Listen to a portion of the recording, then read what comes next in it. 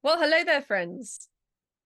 My name is Rachel, GNS middle. Gilbert and Sullivan is my middle name, and my middle name is my last name. And we are here today on behalf of Forebear Theatre to explore the magic, the magic of the Gilbert and Sullivan operas by very pedantically ranking every element of them. And this is a very special element today, which is why I have William Remmers here to join me, because he played quite a defining role in my perception of this opera. So we are doing the dialogue of Utopia Limited. I have already filmed this myself, but you may find that you don't recognize some of the dialogue. But I believe that about 99% of it is genuinely Gilbert's words. Will, can you explain a little bit about how this was put together Oh, and who helped you do it? yeah, I will do so. The company I run is called Utopia Opera, and we hadn't done a show in 3 years on account of the global health event. And we came back with Utopia Limited. And I had on hand our friend and dramaturg, performer, Natan Zamansky, to help a little bit with this. And he and I had a lot of very in-depth discussions on the libretto, the dialogue libretto to Utopia Limited, which most people would agree is not typical in its construction and maybe doesn't have the concision and accurate structure of some of the other shows. I think your recent video on Gondoliers was pointing us in this direction, because you're talking about how that show is a little more loosely plotted. I actually will say I think that That We Shot No Until a Nurse Turns Up is really funny. Whether or not Gilbert meant that we have to wait for the plot to resolve thing that you talked about, I don't know if he meant it as a joke. Hard to tell. But I do think it is funny. And I think that Utopia Limited has a certain appeal to me because of how loose and messy it is. I resist terms like bad or plot holes because, as you were pointing out, I think that, yeah, we're getting to a point where, one, it's less the fashion. The set pieces are key. My very commonly used background here is of the drawing room scene, which was a marvel to behold in the original production, and was where so much of the budget went to these incredible costumes. And I think that whether or not certain plots get resolved, or whether or not certain plots feel as wonderful as earlier shows, didn't matter so much. This all being said, we know that a lot of GNS fans come to Utopia Limited with this perception that, oh, this isn't going to be good. If I know the show, I'm going to expect lots of cuts, maybe even rearranged scenes.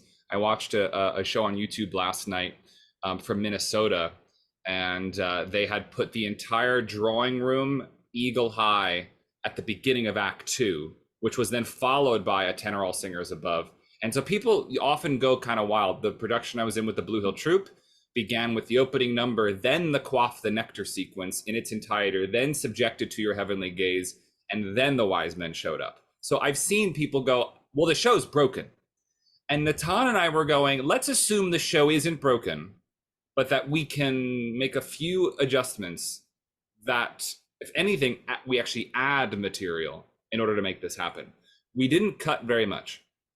And I'll explain where I think the biggest issue with the show lies. Doesn't lie with some things that are going to come up later, which we did address also, but I think it lies with the first dialogue scene. And the first dialogue scene in the show, if you don't know Utopia Limited, there is an introduction where the women of Utopia sing about how they live in lazy land, and it's complete atmosphere setting. There isn't any narrative besides this is the type of life we lead at present.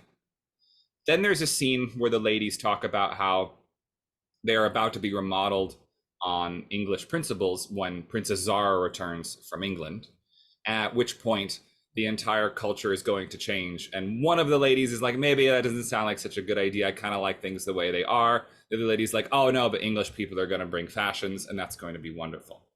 A lot of this dialogue is abetted by a character called Calanx, who enters the show with a particular line that, if you look at the published libretto, is one of the most difficult lines to deliver. I think it rivals Sergeant Merrill's and is even less useful, because this character comes in just to say good news, great news, and info dumps the entire plot right away. And I think we start to see like, okay, this is really where the show's issues start right at the beginning. And then I actually think later on the dialogue is kind of great.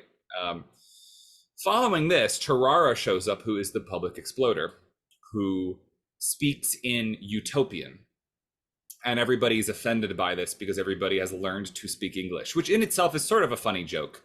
But I think the attempt at a Utopian dialect, though not targeting any specific nation, any specific language in the world, does feel a little bit like Gilbert going, this is what the other speaks like. And like in the Mikado, he uses the syllable poo again, which makes me feel like, maybe we don't need this section. So that sequence then involves Tarara going, do you know the Palace Peeper? It's a newspaper and it's got the king in it does naughty things. Why doesn't the wise men tell me so that I can explode him? And he explains this whole system of checks and balances. There's a king and then two wise men who are meant to watch the king. And if the king is bad, the two wise men tell the public exploder to blow up the king, and then the public exploder becomes king. And that's all very confusing. And Natan explains in a few pages like how that actually is meant to work. And the problem with the show is the fact that that system of checks and balances seems not to be working because of various corruption that exists within the two wise men's part of that triumvirate. So all of this is happening, and we're getting explained this in what basically is two parallel info dump sequences. And if you want to compare with what we are about to present, you can read that scene in the published libretto. After a lot of discussion, we decided that maybe the best thing to do is first have the first scene be about how do the Utopians feel about this. Very simple. Get the point across that Princess Zara is returning home. That's the first thing we needed to achieve, that she's coming back home with English customs, and that the Utopians maybe feel a mix of opinions about it, but on the whole positive, that most people seem to think this is a good idea. And we get right to the introduction of the wise men, so that the very first dialogue scene of the show is rather short instead of being about 5 minutes long, and gets us to a number that introduces key characters that is of an incredibly different color from the first number, so that the sort of opera flavors of the show are exhibited quite quickly. I think if we could just give an example of this, Iolanthe's opening number has 5 opera flavors within it. That first number of Iolanthe gives you a lot of different colors right out the gate. I think the first number of Utopia Limited is really one flavor. And the dialogue we wrote is a little more of the same flavor with jokes. And then the introduction of the wise men, make way for the wise men, timpani rolling, huge tutti strings, the full SATB chorus arrives, and 2 key characters, gives you, within about 5 minutes, the flavors of the show. Part of the problem with Utopia Limited is a new audience doesn't know who they're tracking. They're like, oh, who's the plot? Where is the plot going? And really the wise men are very, very important. So getting them on stage to show you what they're like, and in their song, they explain their job. So we don't really need somebody to explain it in the dialogue. Then after they've been introduced, we decided to have this whole extra scene, which Natan wrote wholesale, using Gilbertian logic and vernacular. And this is really the only part of the show we presented that was kind of brand new. The scene originally as it ran was about 10 minutes.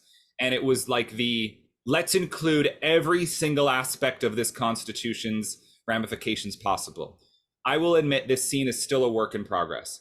In first presenting it to me, I edited it a little bit. Natan countered my edits. We made some changes. We brought it into the actors, which is Tarara arriving after the wise men scene and saying, why haven't you denounced the king to me? If you know the play, you know Tarara doesn't interact with the wise men until the Act 1 finale, where they are inexplicably singing together.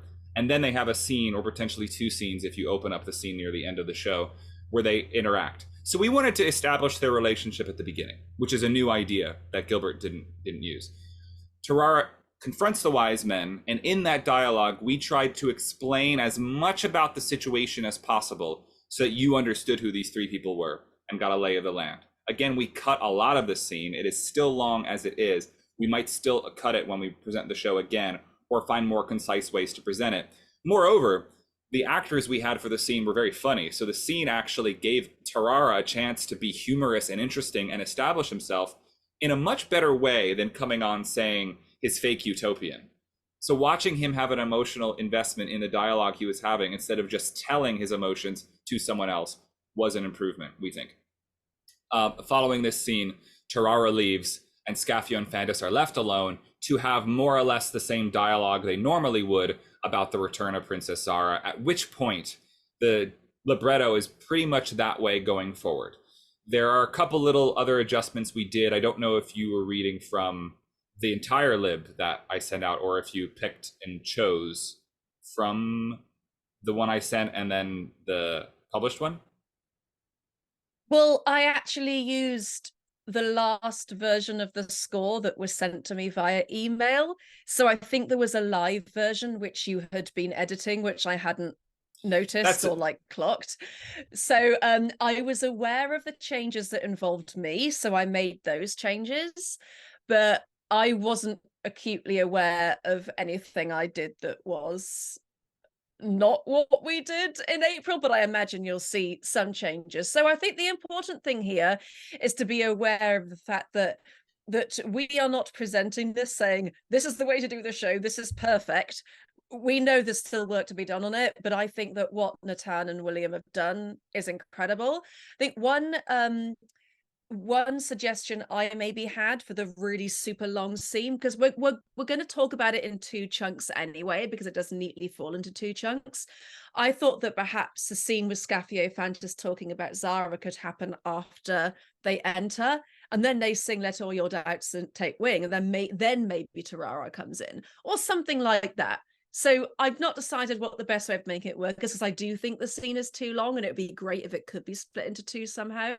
But we'll talk about it in two, and then we'll see where we are. For sure. Yeah, we all felt it in the room. We all went, this is too much talking in a row, even if the two scenes are good. And I think that you're mentioning it was a live document is important. Throughout the rehearsal process of the show, I was continually making slight adjustments, mostly cuts. Especially with the stuff we wrote, we felt like, well, we can cut it willy-nilly and give the actors less to learn because it was all new stuff, and see how it played. So I have the version up in my pocket. When we get to material that may have an adjustment, we'll see if there was something. Interestingly, though, I do remember that this scene, when I was reading it out in this video, it ran at about 8 minutes in total, and the first gondoliers scene ran at almost 7 minutes. So it's actually it's not super crazy long, but that scene in gondoliers is really long. But I still think it might work better in 2 bits. But I think that we'll see. Something to be said for the fact that the gondoliers one follows a lot of music, and so you like the audience feels like, okay, we've gotten enough music, and in the one we did, it's like, isn't this an opera? And the unfortunate thing is maybe the audience is going into the rest of the show going, is every scene going to be this long? And they're not. So why don't we get cracking? Let's get cracking. So my assumption, Rach, is that you're going to just put in the video of... you're going to put in your nice high quality video in the edit. And then if there's reactions... But then I'm just doing this just in case something really funny happens that you love, and then I will show your reaction to it separately. Okay. Do you feel like I should not pause, though, for any reason? That's probably easier in the edit. Okay. Yeah. So we'll hold our thoughts. Great. Here we go with dialogue. To think, our joyous land shall soon become all the more joyous. Princess Zara returns home from England today. 5 years gone. How terribly exciting. How greatly we crave the spoils of her English re-education. Our princess will bring home with her the divine knowledge which has raised that great and glorious nation to its preeminent position as the greatest and most glorious nation in the entire civilized world. Ah, our happy land is bound to grow even happier. Then, In a few months, Utopia may hope to be completely anglicised. Absolutely, and without a doubt. We are very well as we are. Life without a care. Every want supplied by a kind and fatherly monarch who, though nominally a despot, is nonetheless obligated to make his people happy. What have we to gain by the great change that's in store for us? What have we to gain? English institutions, English tastes, and, English hats. Remember, if the populace demands an anglicised utopia, then our king must provide one. Well, if we are to become thoroughly anglicised, I should not want it cutting short our accustomed time for rest and relaxation. I shall write a petition to the king. Every day must be a bank holiday. That would be happiness indeed. Oh, okay. Title text here. So let me, I'll preface a few more things. I'll speak a little more up front on some of these earlier scenes that we edited. So this one I wrote after my discussions with Natan, and a few things I'll point out about the edit, and then feel free to discuss the scene. This is not that different from how the ladies speak to each other in Gilbert, but I will mention that Calanx is out of the show in our version. There is no Calanx. And we've given Phila, who normally just sings a solo and doesn't have any dialogue. That's the Francesco Antonio, that's the Annibale versus Antonio thing, where it's like, you get to sing and you get to talk. But sometimes you can have them be the same guy, I guess. But so we put Phila in the scene and reassigned it so that way you sort of had one of them a little less excited and the other two more excited. I must credit the Blue Hill Troops 2012 production for English hats, which was stolen by me from them. The scene was meant to be directed in a way where the opening says in a lotus eating fashion. So we presented the three ladies as being quite dreamy, as if they've partaken in the inhalation of the lotus flower. And they felt very blissed out in a nice way.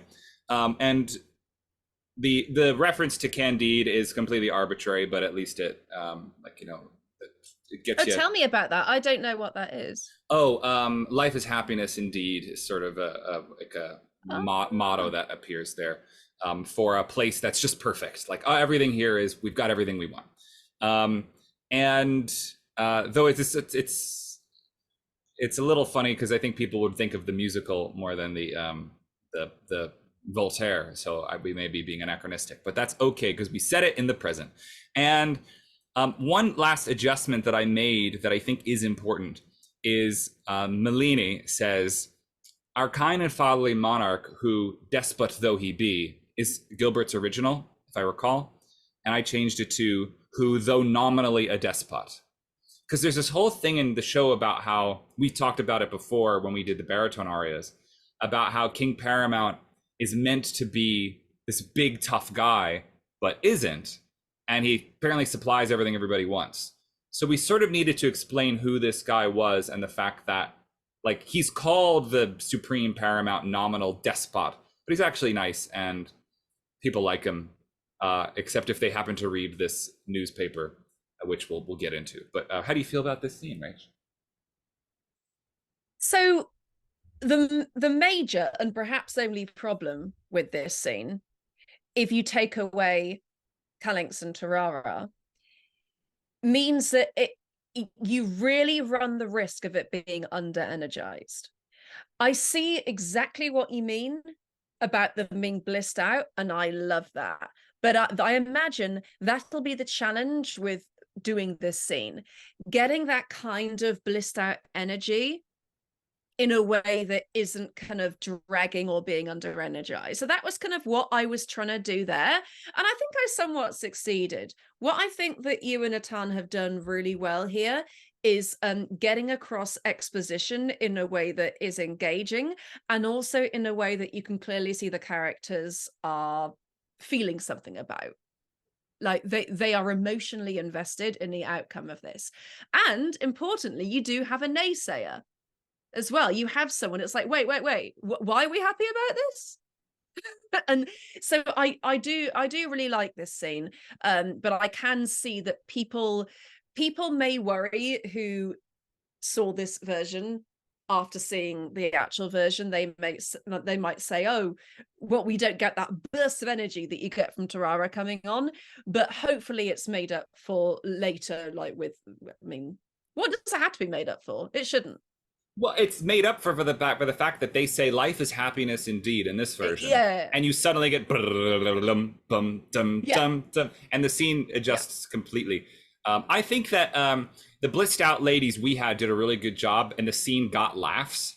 And because they committed to it in almost a Patience-esque Maidens way, where the Patience Maidens are very arch, but they're also sometimes very dreamy, aren't they? In their dialogue delivery. Exactly. And I think that a really good production of that opening scene in Patience doesn't necessarily bring you down. It kind of pulls you in, like, what is this?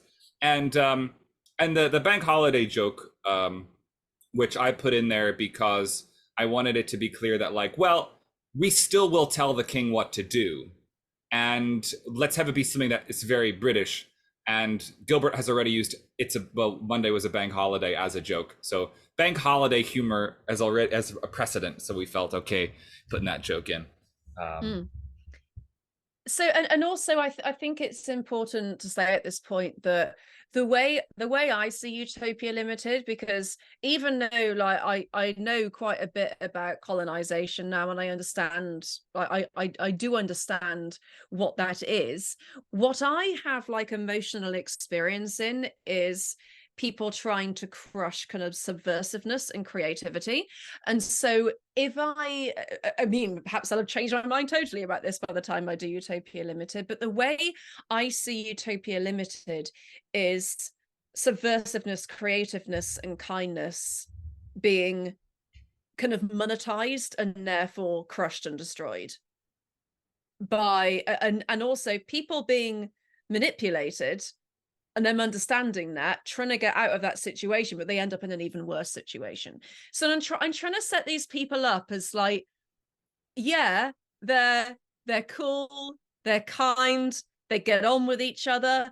There's no conflict in their lives. Like they're totally happy with their situation, but they are curious about what this new English fashion might do to them. They are curious about it, but like they're also like a little bit like silly and like a little bit naive. And so I think some humor can come from like watching how easily they get manipulated and fall into it, but then that humor kind of hopefully towards the end of the second, well, actually I would say more towards the first half of the second act, you start to see, oh wait, actually this isn't funny. You start to actually realize, oh actually, yeah, these people didn't deserve this. So that's kind of where I am with this. And as a result, I mean, Utopia Limited is kind of, it's one that actually is really resonant with me. And I know this is like a really controversial opinion, but when it comes to like meaningfulness of a story in the real world, I think Utopia Limited is the winner. I think it is so prevalent. I talk about it a lot actually in my Act 2 finales video, so I'm not going to repeat that stuff I said there, so you can see that if you want, Will. But yes, I'm starting off with giving this scene a 7 for poetry. I think it's really decent. There are moments of beauty. There are some lovely turns of phrases in there. I've given it a 6 for comedy. Like, it is gently funny, but I know there's funnier stuff coming, so I'm just saving a higher marks for that.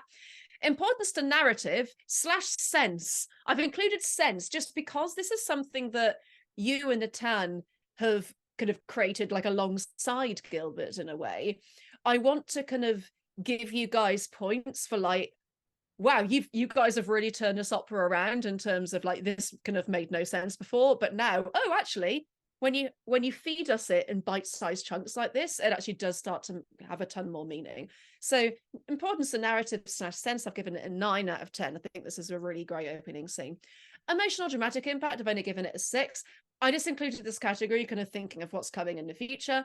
And then character, I've actually given it a 7.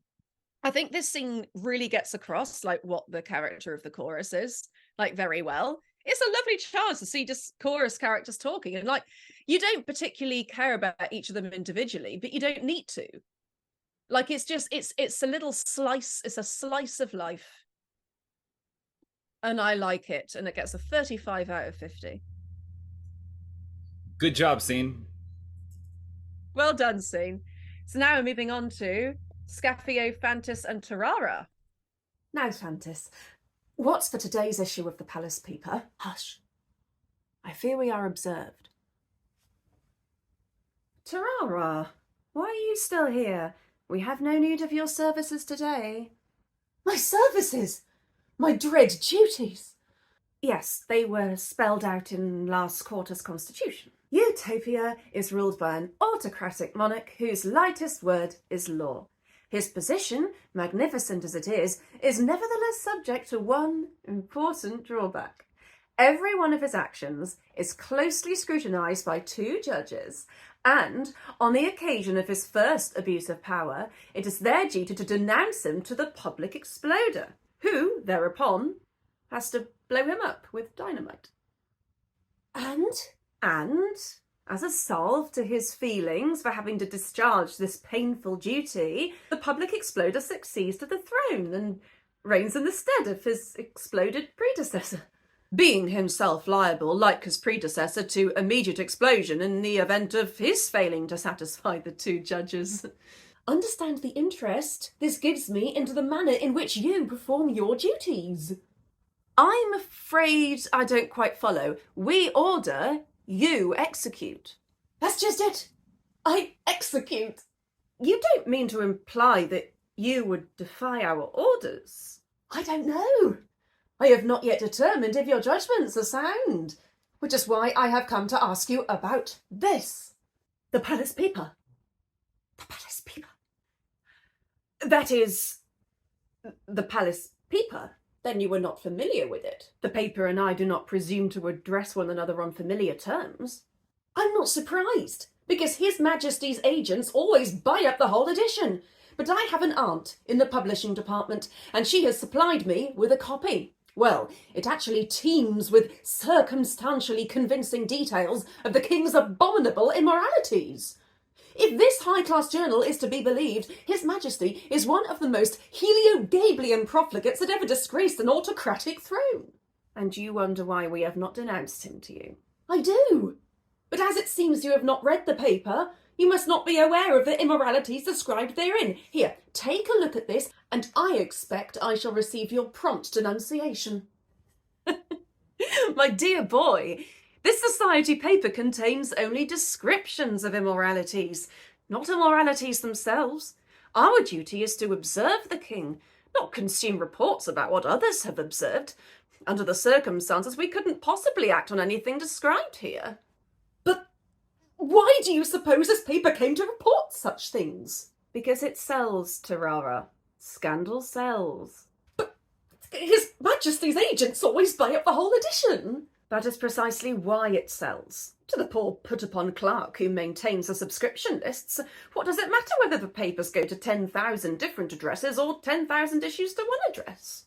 I do not see why His Majesty would attempt to subdue the free press in this way unless there were even some modicum of truth to the allegations. And what are these allegations? It says here that on Monday His Majesty shot a fox. You forget, Tarara, that there are no foxes in Utopia. They are an English invention, and the paper is simply appealing to the utopian population's present fascination with all things English. What of this? Here it says that His Majesty made a false income tax return. Now that is a crime undeniably. If we exploded everyone who made a false income tax return, there would be no one left in Utopia but the foxes. Tarara, your sense of moral propriety is something immense indeed, but it is not legally actionable. Supposing that the Palace Peeper is right in all it reports, these indiscretions of the king, reprehensible though they may be to our sensibilities as righteous citizens of Utopia, in truth, Tarara, are they in defiance of the man's duties as head of state? I see your point. Well, is there anything else you wish to discuss? Yes. I have heard that His Majesty's eldest daughter, Princess Zara, who left our shores some time since to go to England, has taken a high degree at Girton and is due to arrive back home today. Zara arrives today? Yes. And know you the great effort a popular princess can impress upon a populace? If Utopia is to be remodelled in all things upon English principles, then you may soon find yourselves written out of the nation's next constitution. I am told that in that learned land, wise men do not exist. There we go. Whoa. So that was exactly the way we presented it in the production. There were no other adjustments. We had cut a few things, but I'll mention before you talk about it, this will be the last time I probably have to come in this hard. This is the one Natan wrote, and reading it and listening to it again, I am just so impressed with his writing style. His ability to tap into Gilbert's way of speaking. There is actual Gilbert in it. That there's a bit at the beginning where they read from the Constitution, which we projected on screen so that way audiences could read it along with the actor. Is from Gilbert. It exists in one of his Natan has investigated all of the manuscript documents possible, and there are some like capsule synopses, things that Gilbert had written about the show. And so some of that is genuine Gilbert, just not from the show, which is pretty exciting. We all also like the Ruddigore references to the crimes, which is a nice, cute in-joke. But things like the paper and I do not presume to address each other on familiar terms is just like a classic kind of Gilbert joke that Natan is happy to layer the scene with in order to make the dialogue funny. And there are things too, like, why does the king buy the edition? And there are aspects to the whole Palace Peeper thing that are confusing, which we'll get into more when we bring up the king later. But I feel like the ability to get across all of that was really smooth. And Rachel, your delivery of it was excellent. I think that the speed at which you delivered it would be ideal. This was a lot to memorize for the actors, and really we only really finished the scene like 3 weeks before we opened. And I think that a tighter delivery of it, I'm completely happy with the length of the scene. It flew by, I thought, just in listening to you do it just then.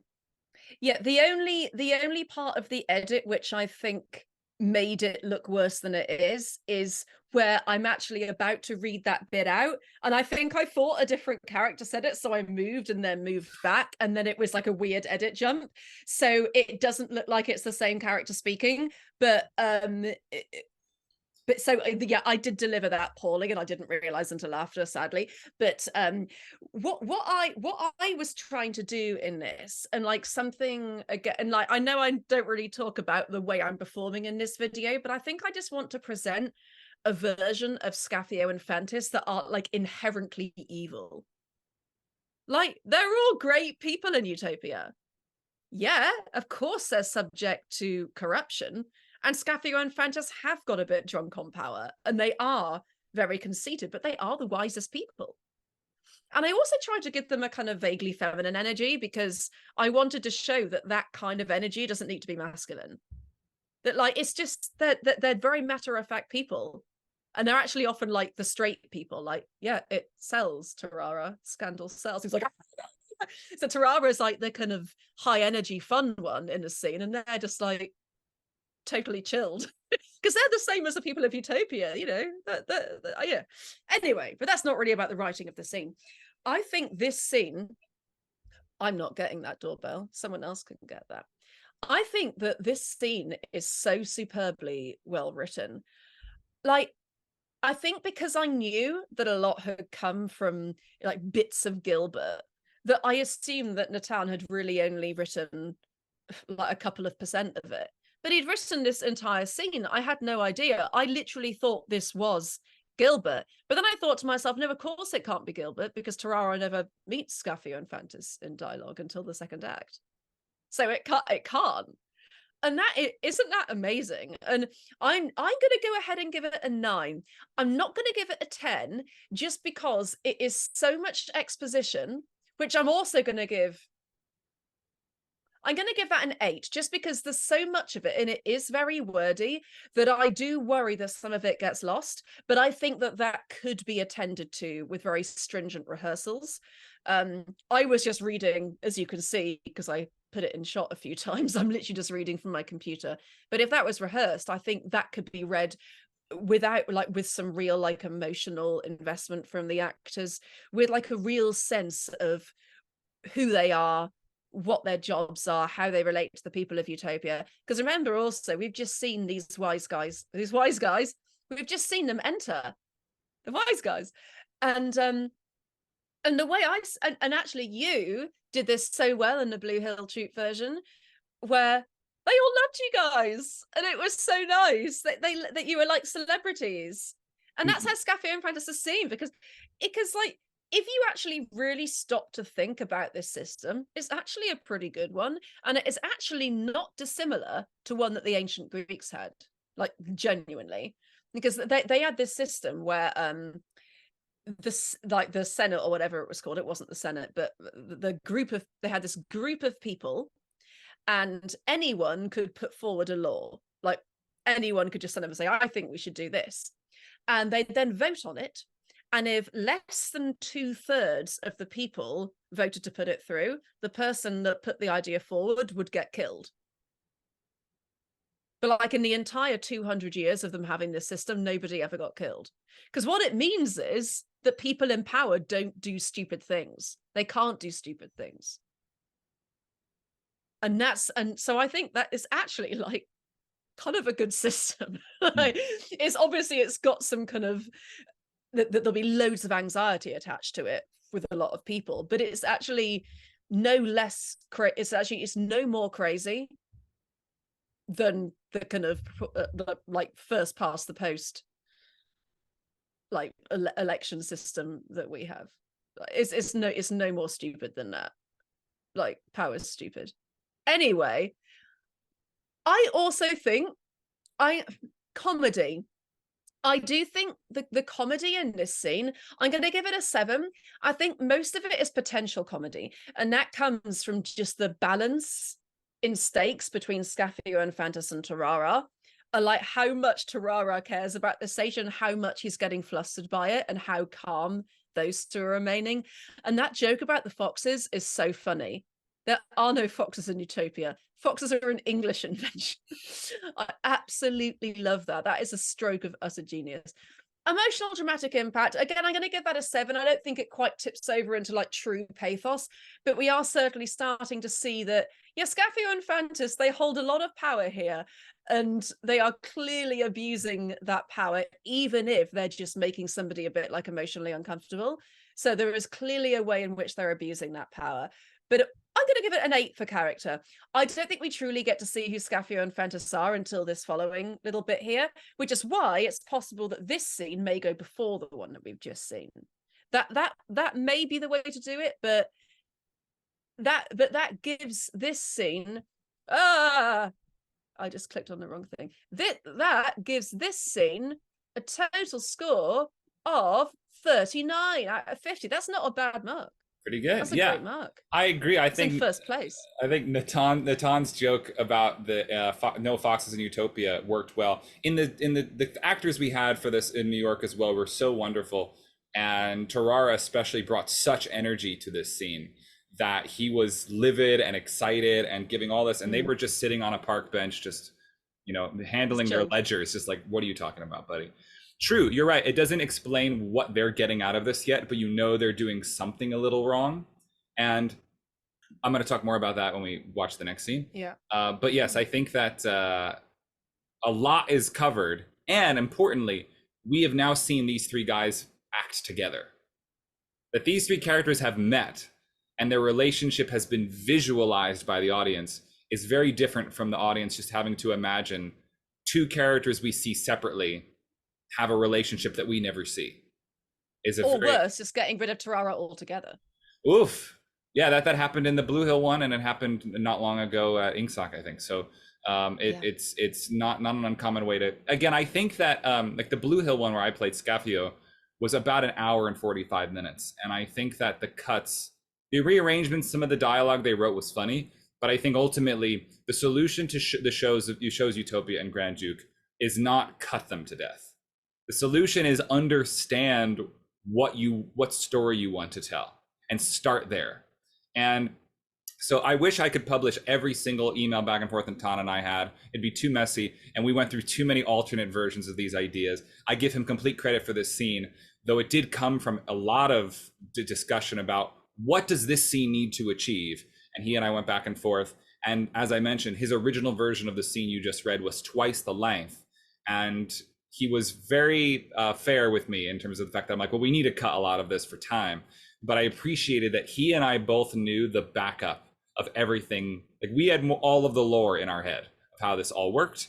And then we said, what's the need to know lore now that the audience is in the room?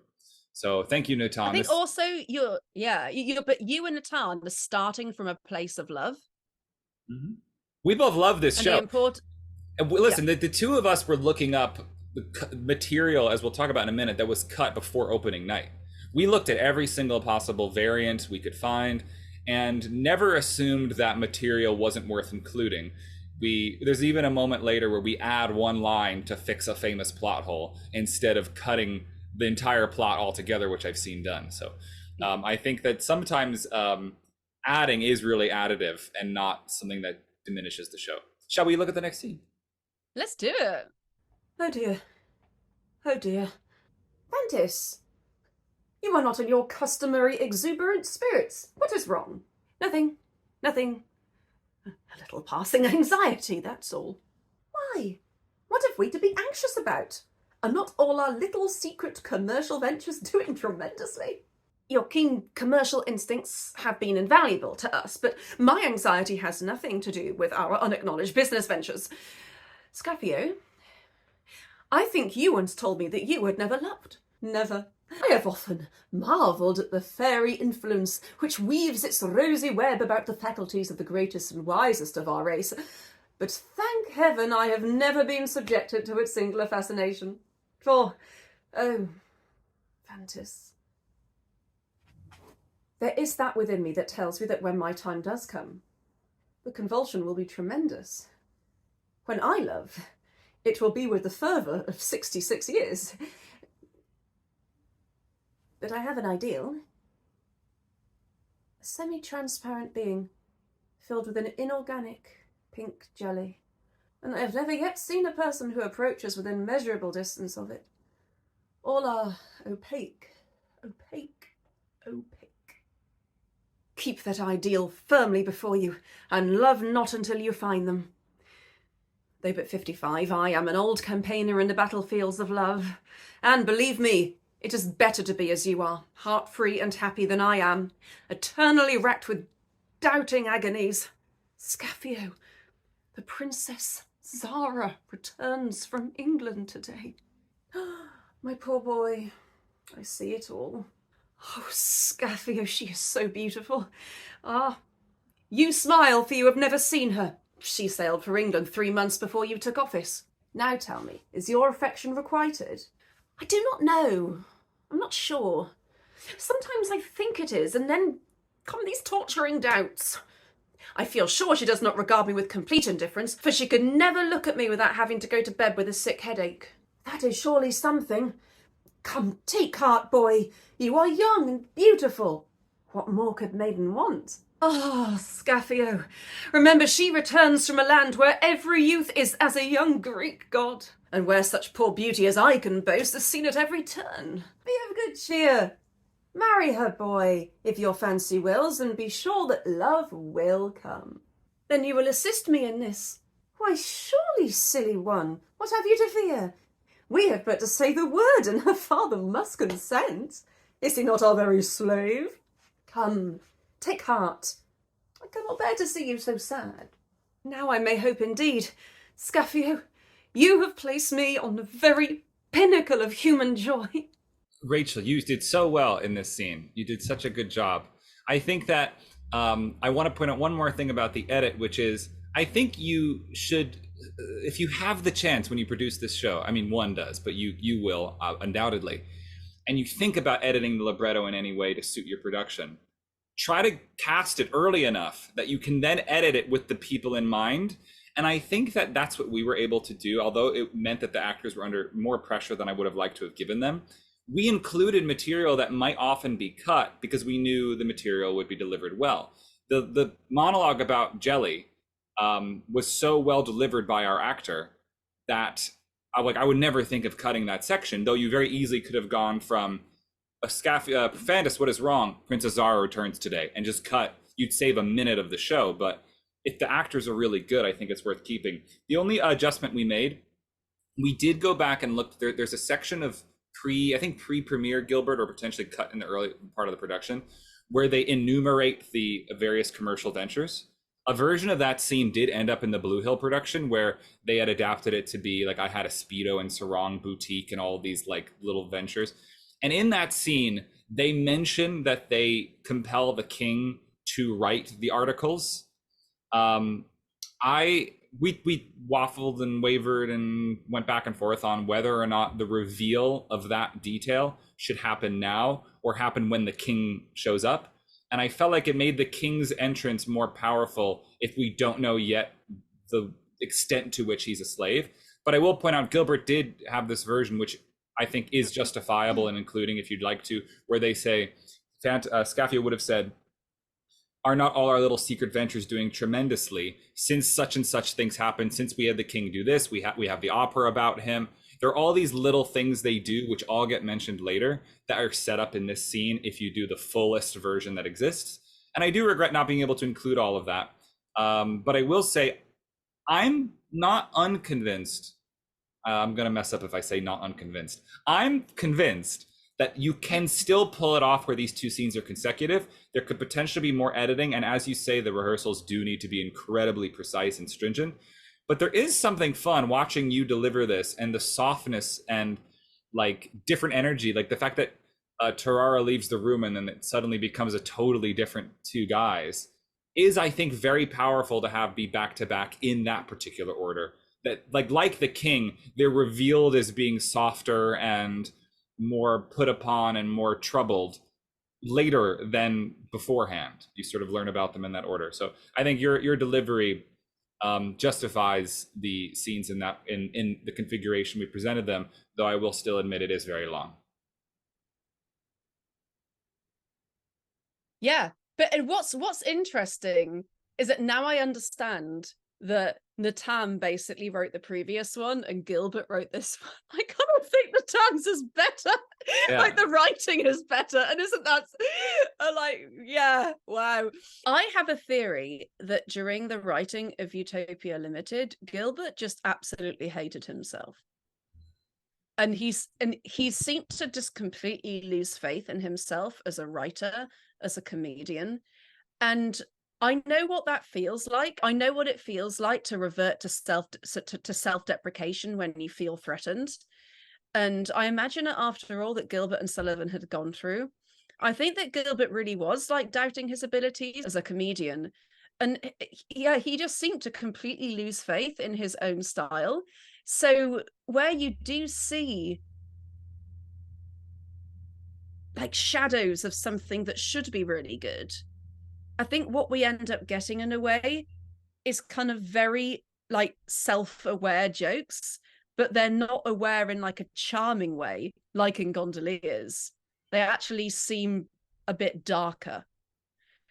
And I actually noticed this a bit more in Act 2. Like, well, we'll get to that scene with the scene with Scaffio, Fantas, and Tarara, but you can kind of see it in this scene. Just a little bit, just like shadows of it. Do you know what I mean? Yeah, 100%. And I think that Natan's scene comes off much more confident as a result. Yeah. And isn't that interesting? It feels like that. I would admit, reading it again, I think that I probably would, if I'm going to cut anything, I think I'm pretty happy with Natan's scene, which we did cut a lot of. I might cut more of this one to get us to the, if I'm going to keep this arrangement, I might try to get to the duet more quickly. And just establish that, like, there's a few things that are important. I think I love that the exit line for Tarara was, in that learned land, wise men do not exist. Tarara leaves with a threat. That they brush off the threat. The focus is on, no, if Zara arrives, I'm in love with her. And that's a completely, it's a very interesting thing to see them like not think that they're in trouble. But to have the audience know like, oh, these guys are going to get shafted by this system somehow. So I think that watching this scene is interesting because you watch them ignore that entirely. There's a plot thread I just want to say is interesting to me is that Scafio's older, but he's had the job for less time.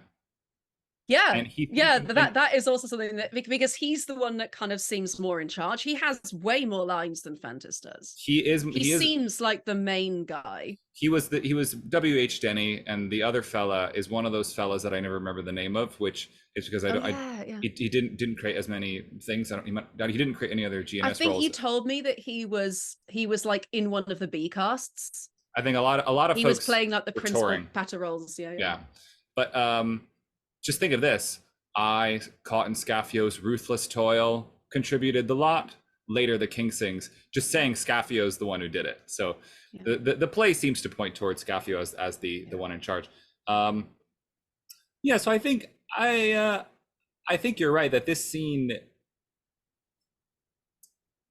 a lot of it takes some time. If there's a joke I really like, it's Fantas saying, in that country everybody's as a young Greek god. It shows that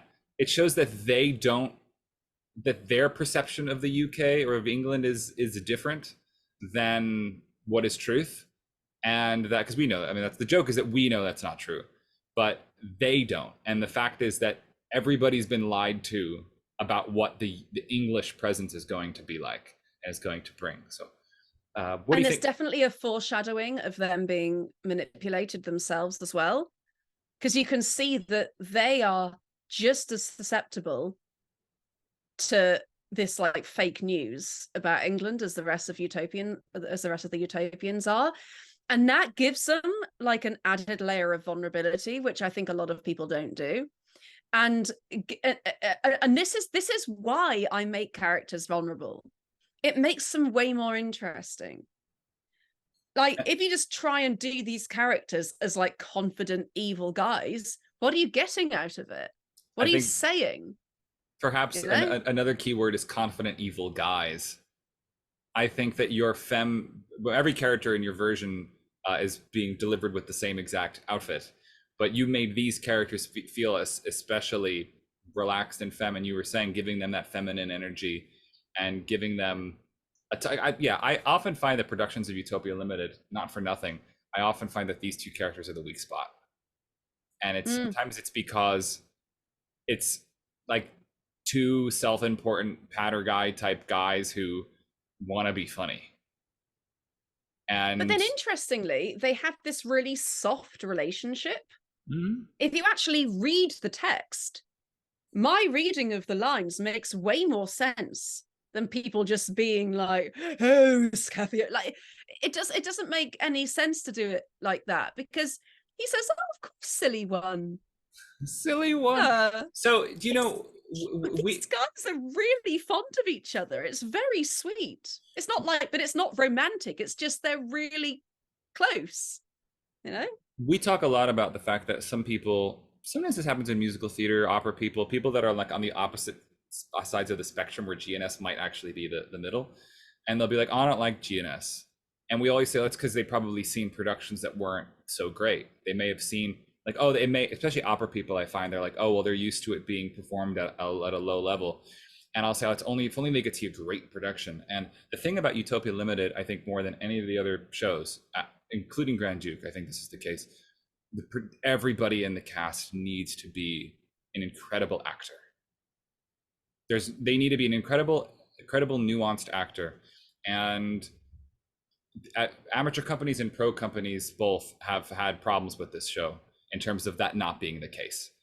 And I think that if Rachel Middle acts all the parts, we're going to get some nuanced, beautiful acting. It's unfortunately not the case sometimes. I think often we have a situation where the show suffers because there's just so many men in it. And we all know men can't act. No, but I mean, listen, there's how many... I know what you mean. I've seen a lot of productions of Utopia Limited where it's like the scenes with the king and the two wise men is like three guys all doing the same kind of performance. And it's just very draining. There's no vulnerability. Vulnerability is the key. It makes everything so much better. We're going to get into that soon, because we both were undervaluing and underrating the king as a role when we did baritone arias. Since then, I've played the part. And I have completely backtracked on that. Can I just give the scores quickly? So I've done a 7 for poetry, a 7 for comedy, An 8 for importance to narrative / sense. I think that's really good. An emotional / dramatic impact, 7. I think this guy's relationship, that's heartwarming. Yeah, like they've obviously got issues and they're obviously quite corrupt and are causing problems in their nation, but they're obviously not distressing their people. They're just like getting a bit too complacent. Like their problem is complacency. And I've given it an 8 for character. You really get to know them here. I think it's fabulous. I've given it a 37.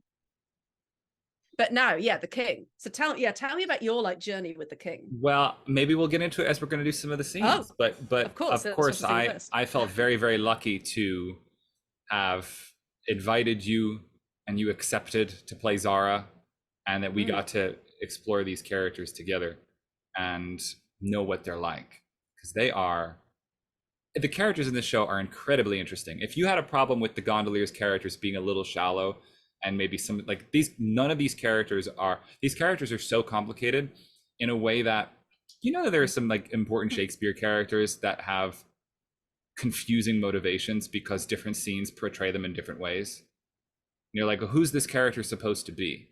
I'm not clever enough to tell you any off the top of my head, but you, having performed Shakespeare a lot, must know there are some times where you're like, oh, well, some people often cut that scene or cut that line, or they deliver that line like, oh, this character, do they know this then?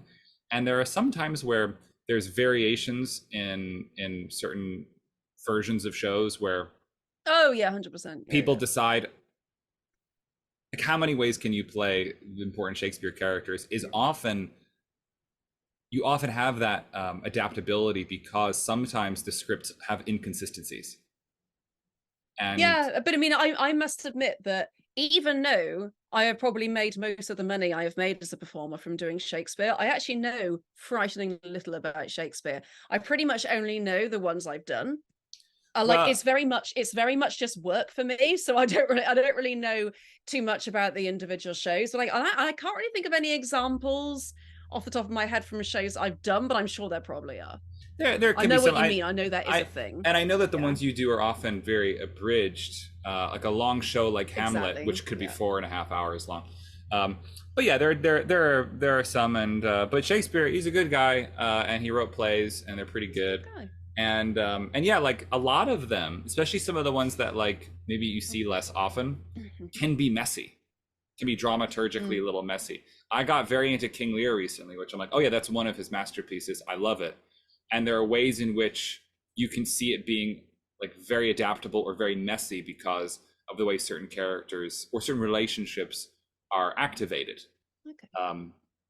The King, Fool, Cordelia triangle is a very interesting little spot to be like, oh, that'll always be different. I just had a thought that I'd never had before. Like, do we know that this kind of public exploder law is new, or is there a chance that King Paramount had to explode somebody to get into this position? And how would that have affected him emotionally? What kind of person would he be? We had discussions about this and about the fact that, yes, it does say in the, I'm not clever enough to remember exactly how we decided it.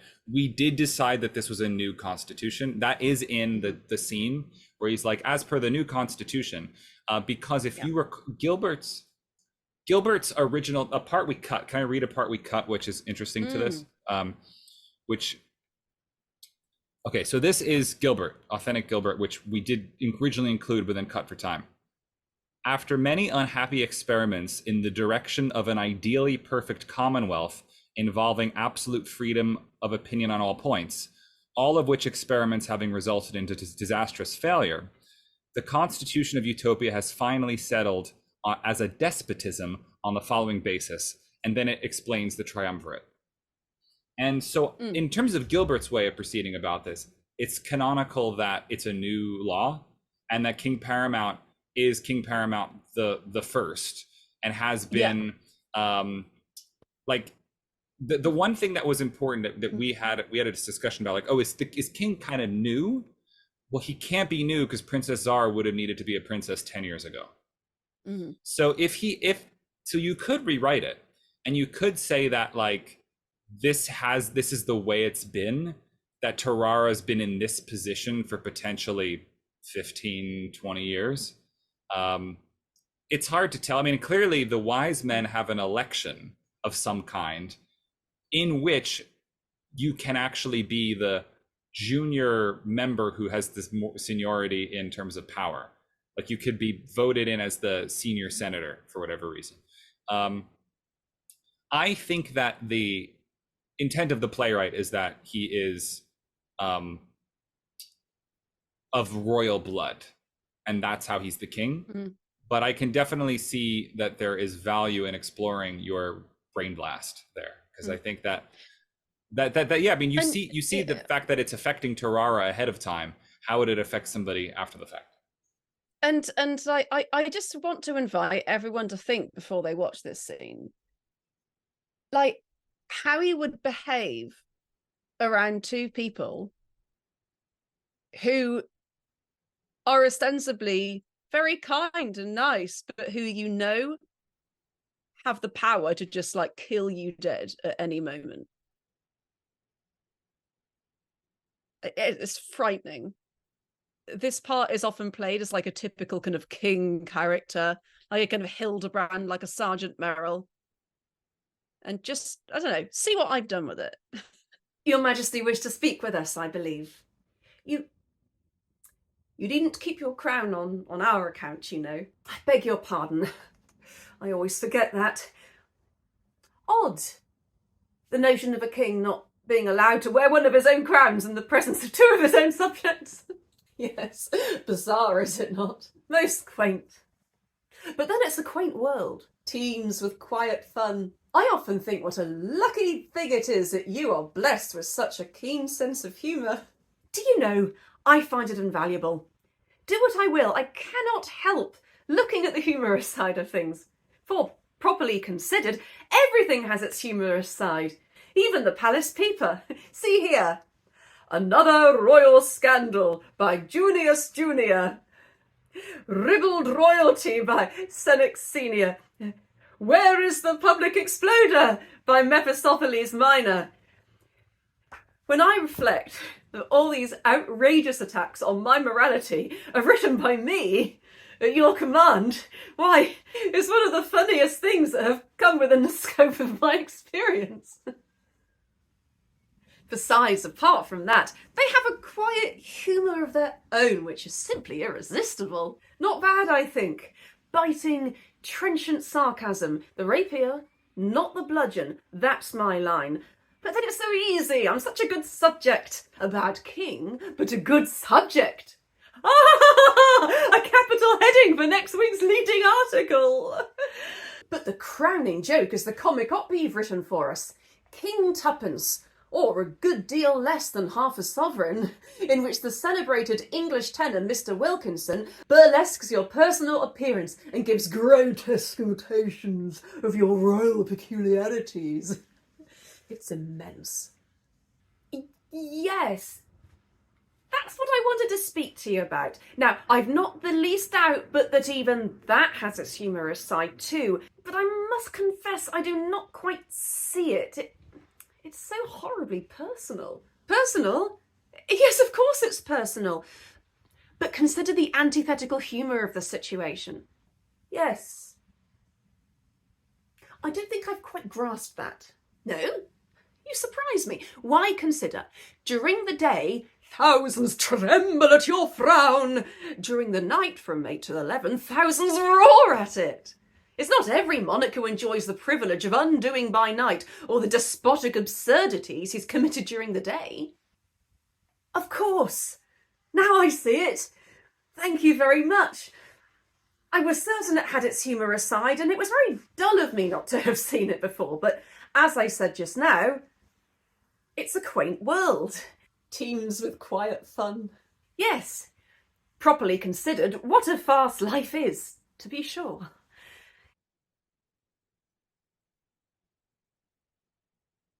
What do you think about that? Wow, what a scene. I think it's very interesting. I think it's a great scene. Yeah, it's a really good scene.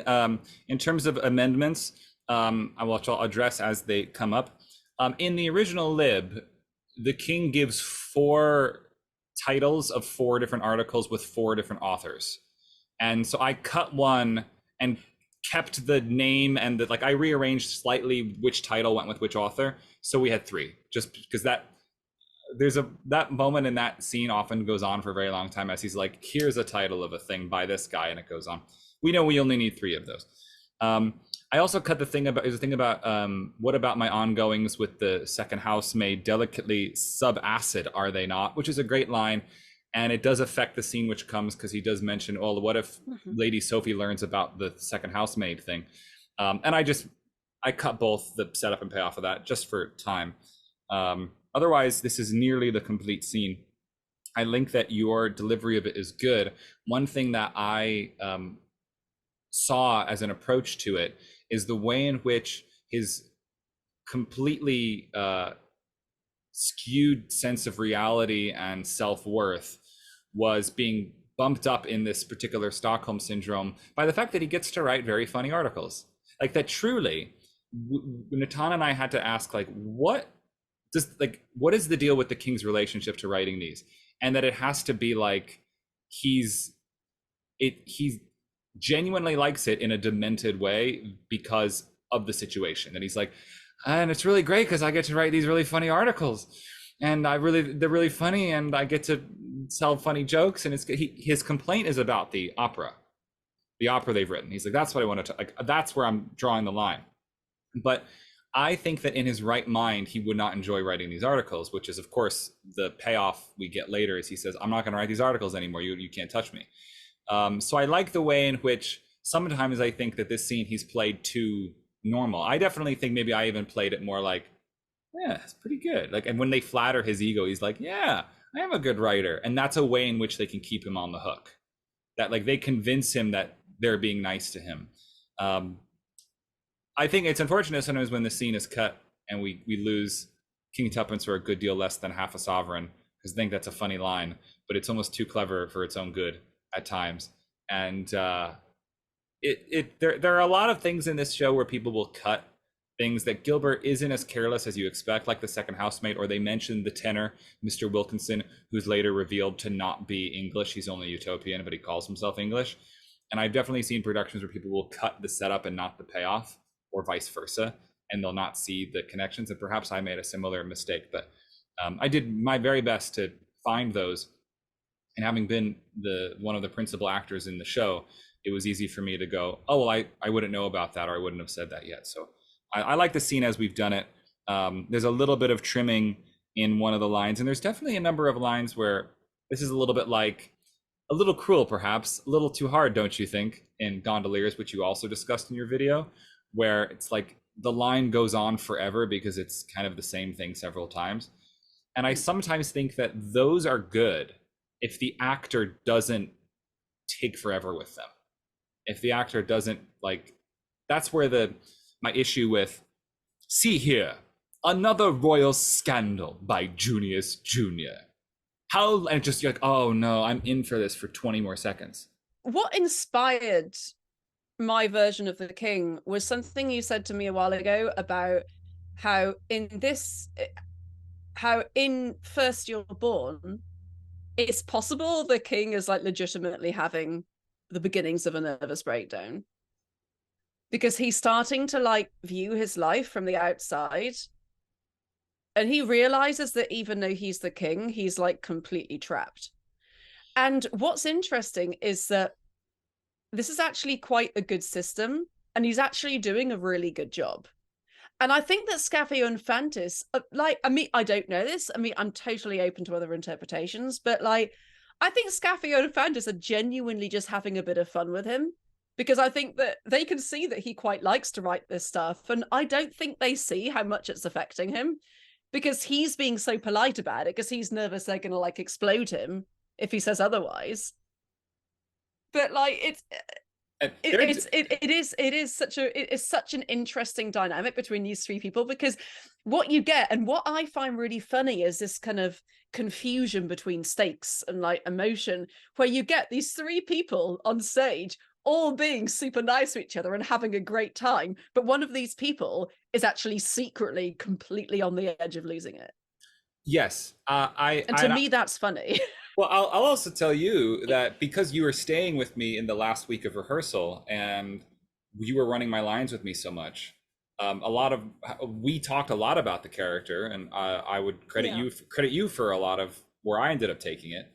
I think that his monologue after First You're Born, which is soliloquy, and his scene with Zara at the end of the act are very crucial in the unraveling being clear.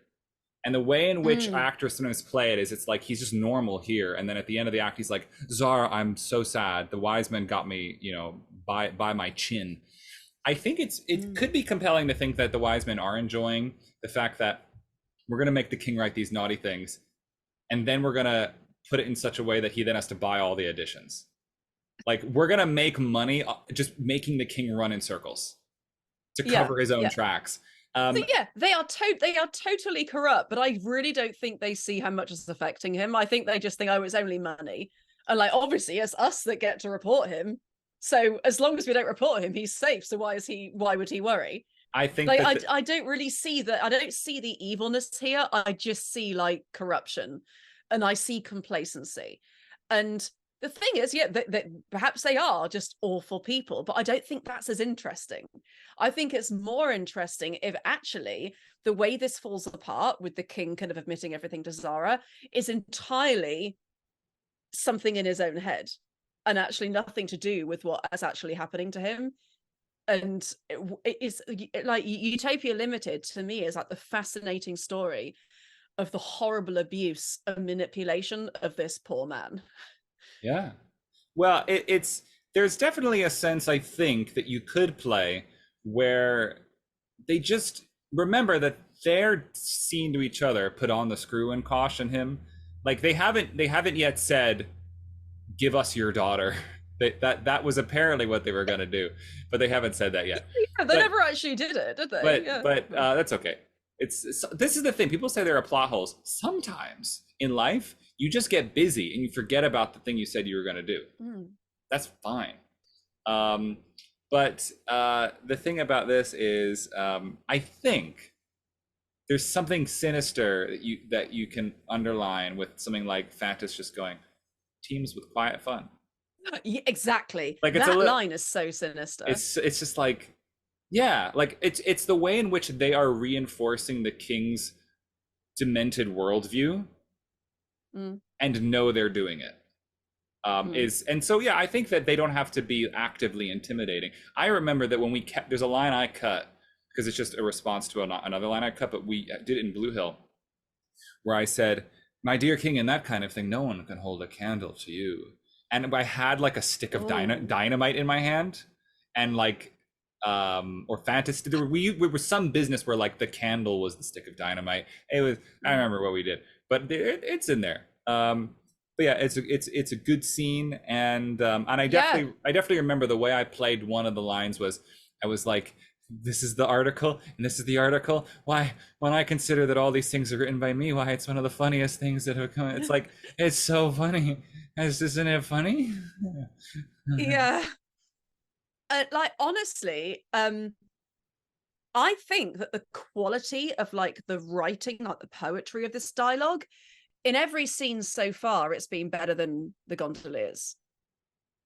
I think that it's really beautiful writing. But consider the antithetical humor of the situation.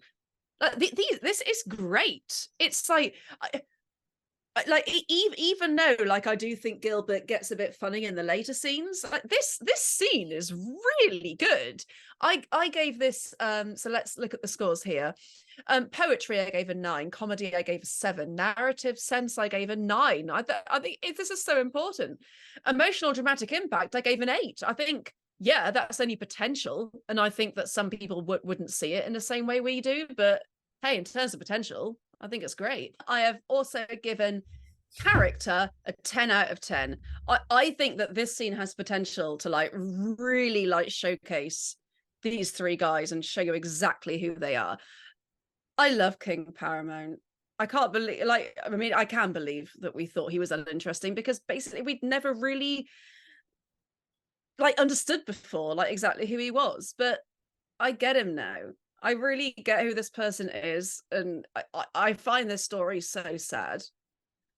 I find this way sadder than Yeoman of the Guard. Yeah, I'm with you. I think that one of my things I had to come to understand is that this is Rutland Barrington playing this part, who at this point, after Gondoliers, which Gondoliers is an ensemble piece, in a way in which having him as Giuseppe almost feels strange, but let's remember he wasn't in Yeoman. He didn't end up playing Wilfred, and took a break and then came back. And then I think, though, that after the break after Gondoliers, he was their star.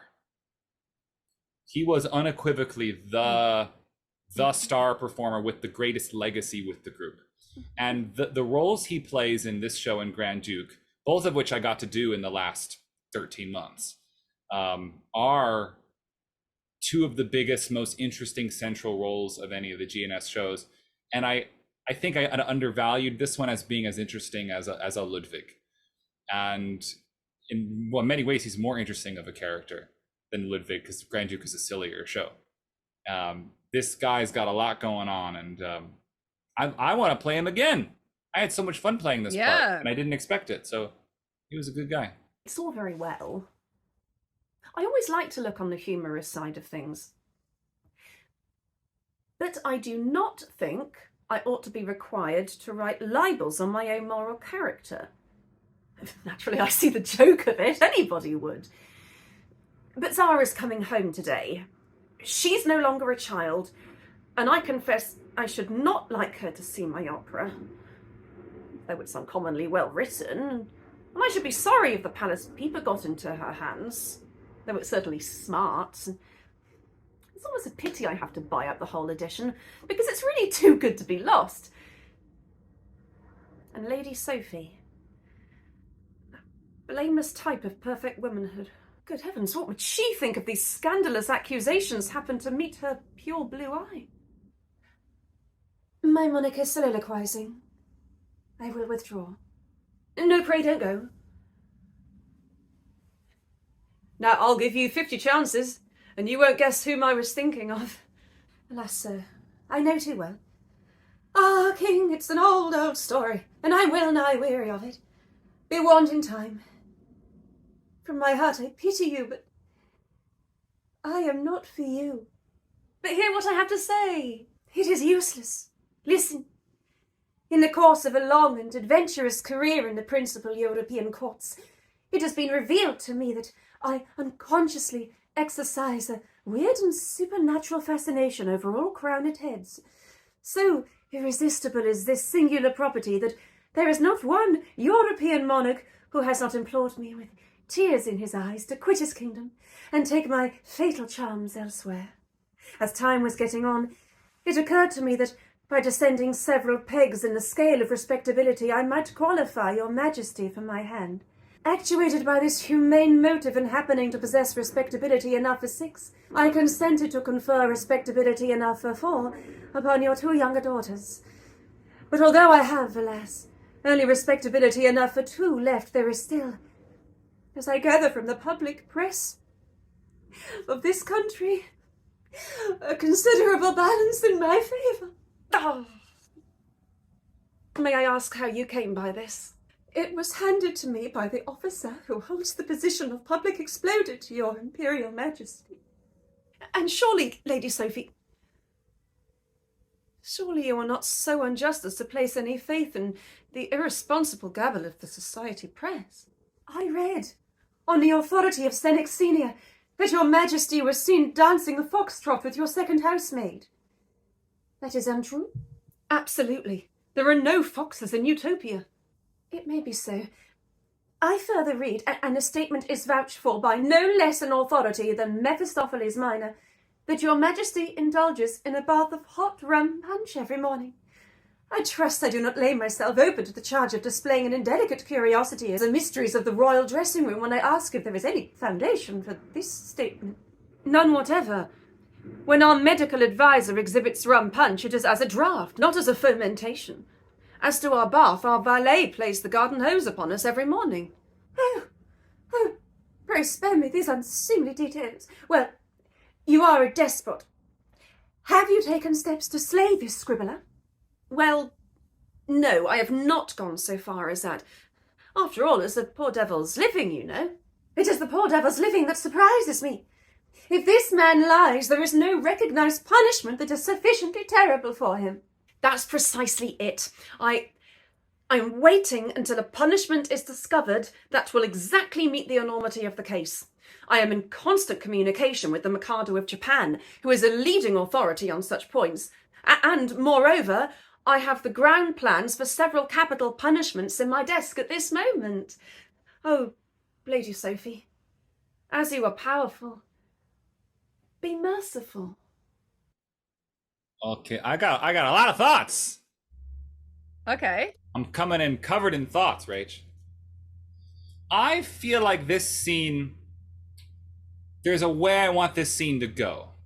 And I think that way is sex comedy.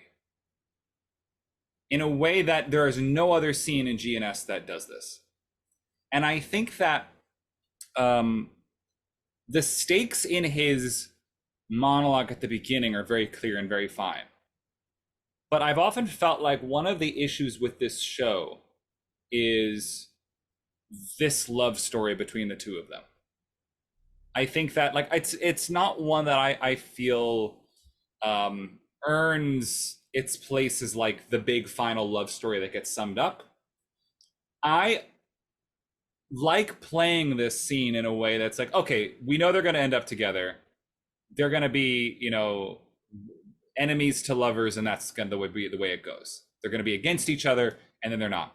And in this scene, Gilbert makes jokes about how aroused Lady Sophie is. And I certainly played it leaning into this, like knowing I was saying what I was saying a little bit. For example, though we did cut a line that felt, I didn't want to get into the potential ableism in the joke about somebody with one leg, which if you know this scene, the way the scene normally goes, it says, I read on the authority of Senex Senior that your majesty was seen dancing with your second housemaid on the oriental platform of the Tivoli Gardens. This is untrue. And then he says, absolutely, our second housemaid has one leg. She says, how do you know? And then it says, suspiciously, how do you know?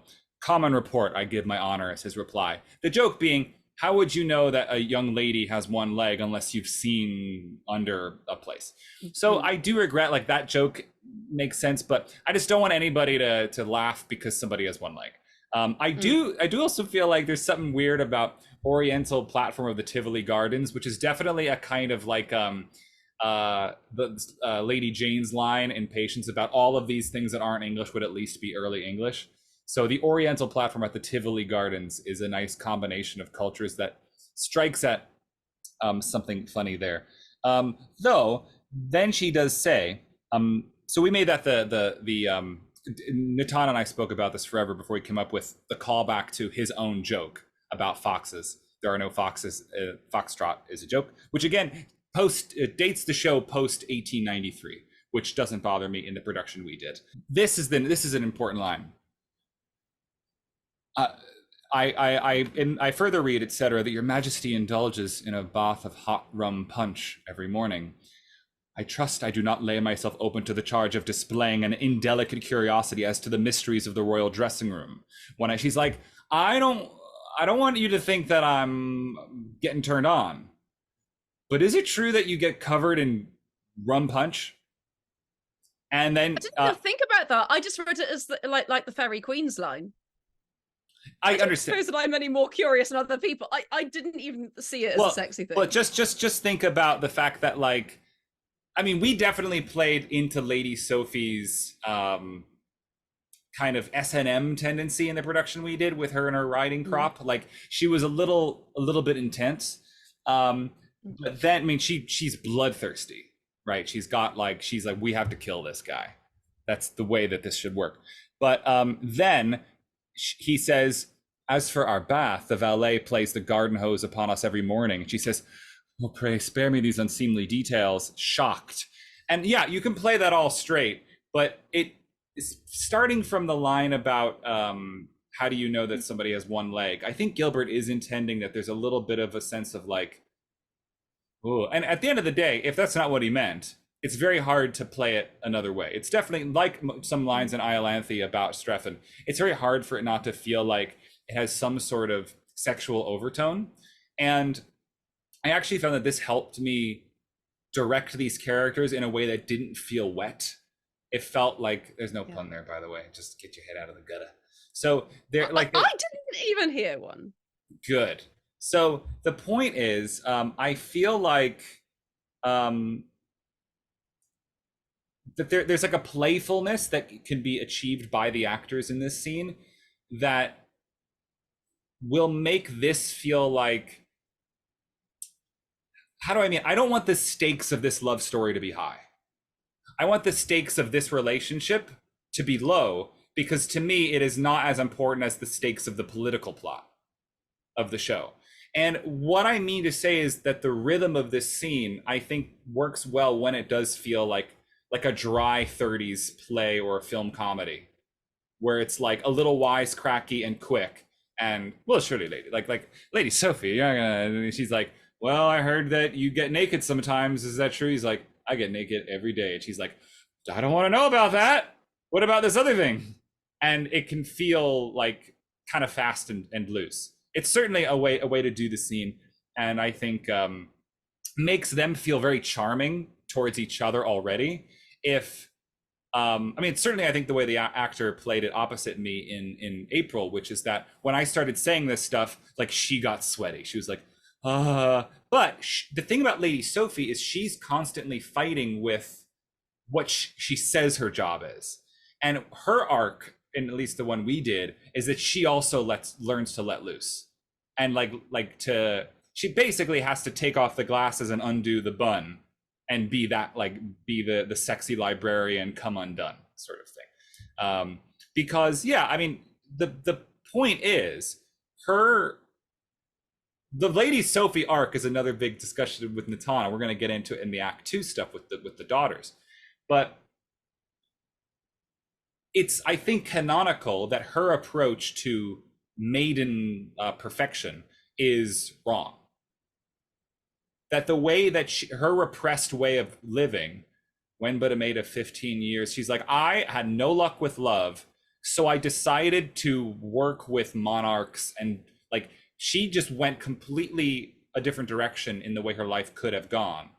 And she thinks she found the person in this king, who then turns out, yeah, just to be totally nice and normal and not the naughty things he says, and that maybe she can meet him somewhere on that level. It's a lot like how I like to look at Despard and Margaret as well, is like, I don't want to see those characters end up repressed.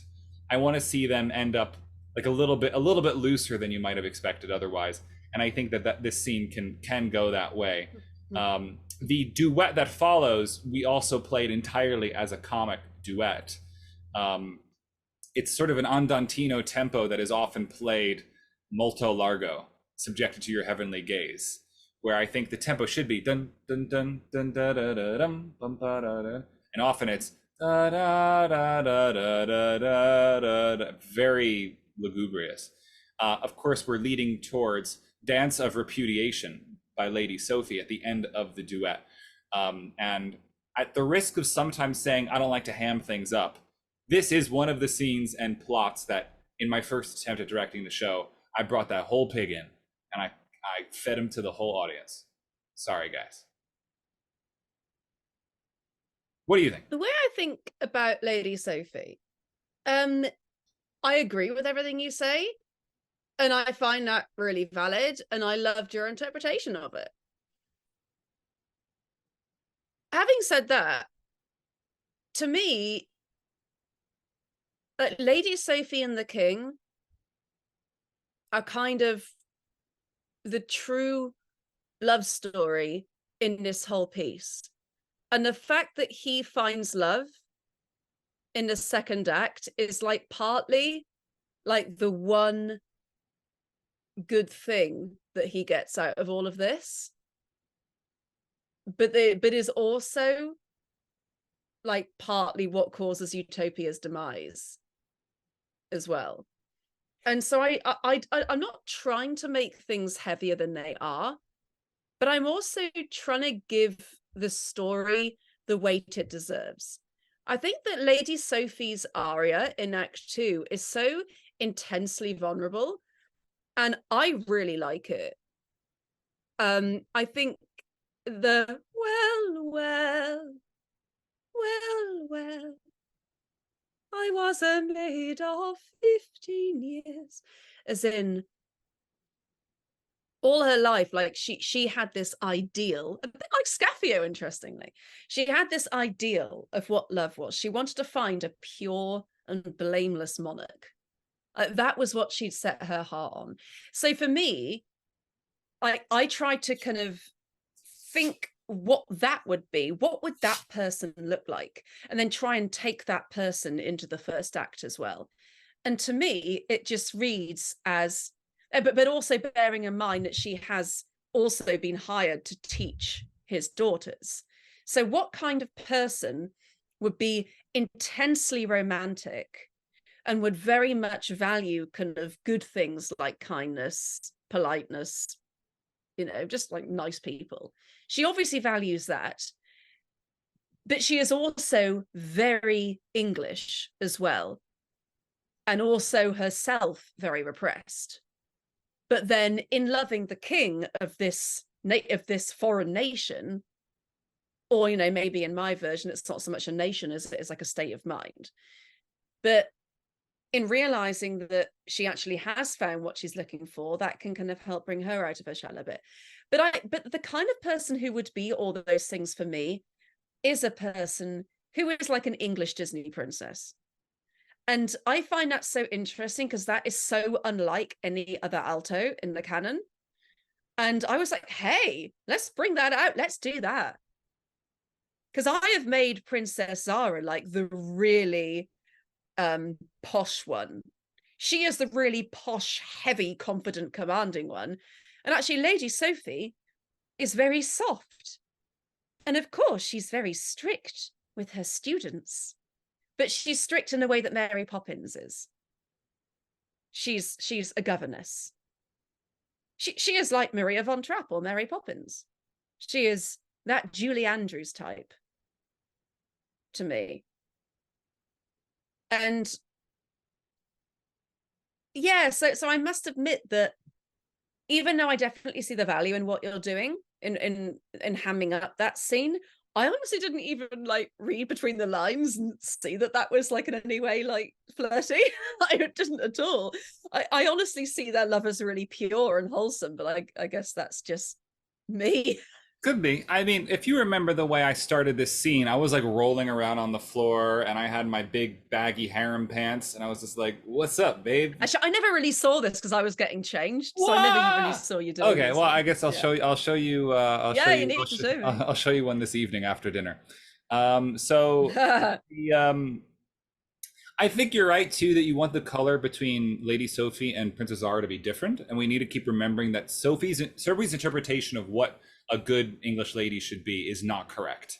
And weirdly, that means that Goldberry is correct, but we don't want. But the show is weird because everybody is right and wrong in different scenes and to different degrees. I've got an idea about that Mr. Gilbert scene, by the way. I had a bit of a revelation about that. Oh, I'm excited. So yeah, I think that's good. I think that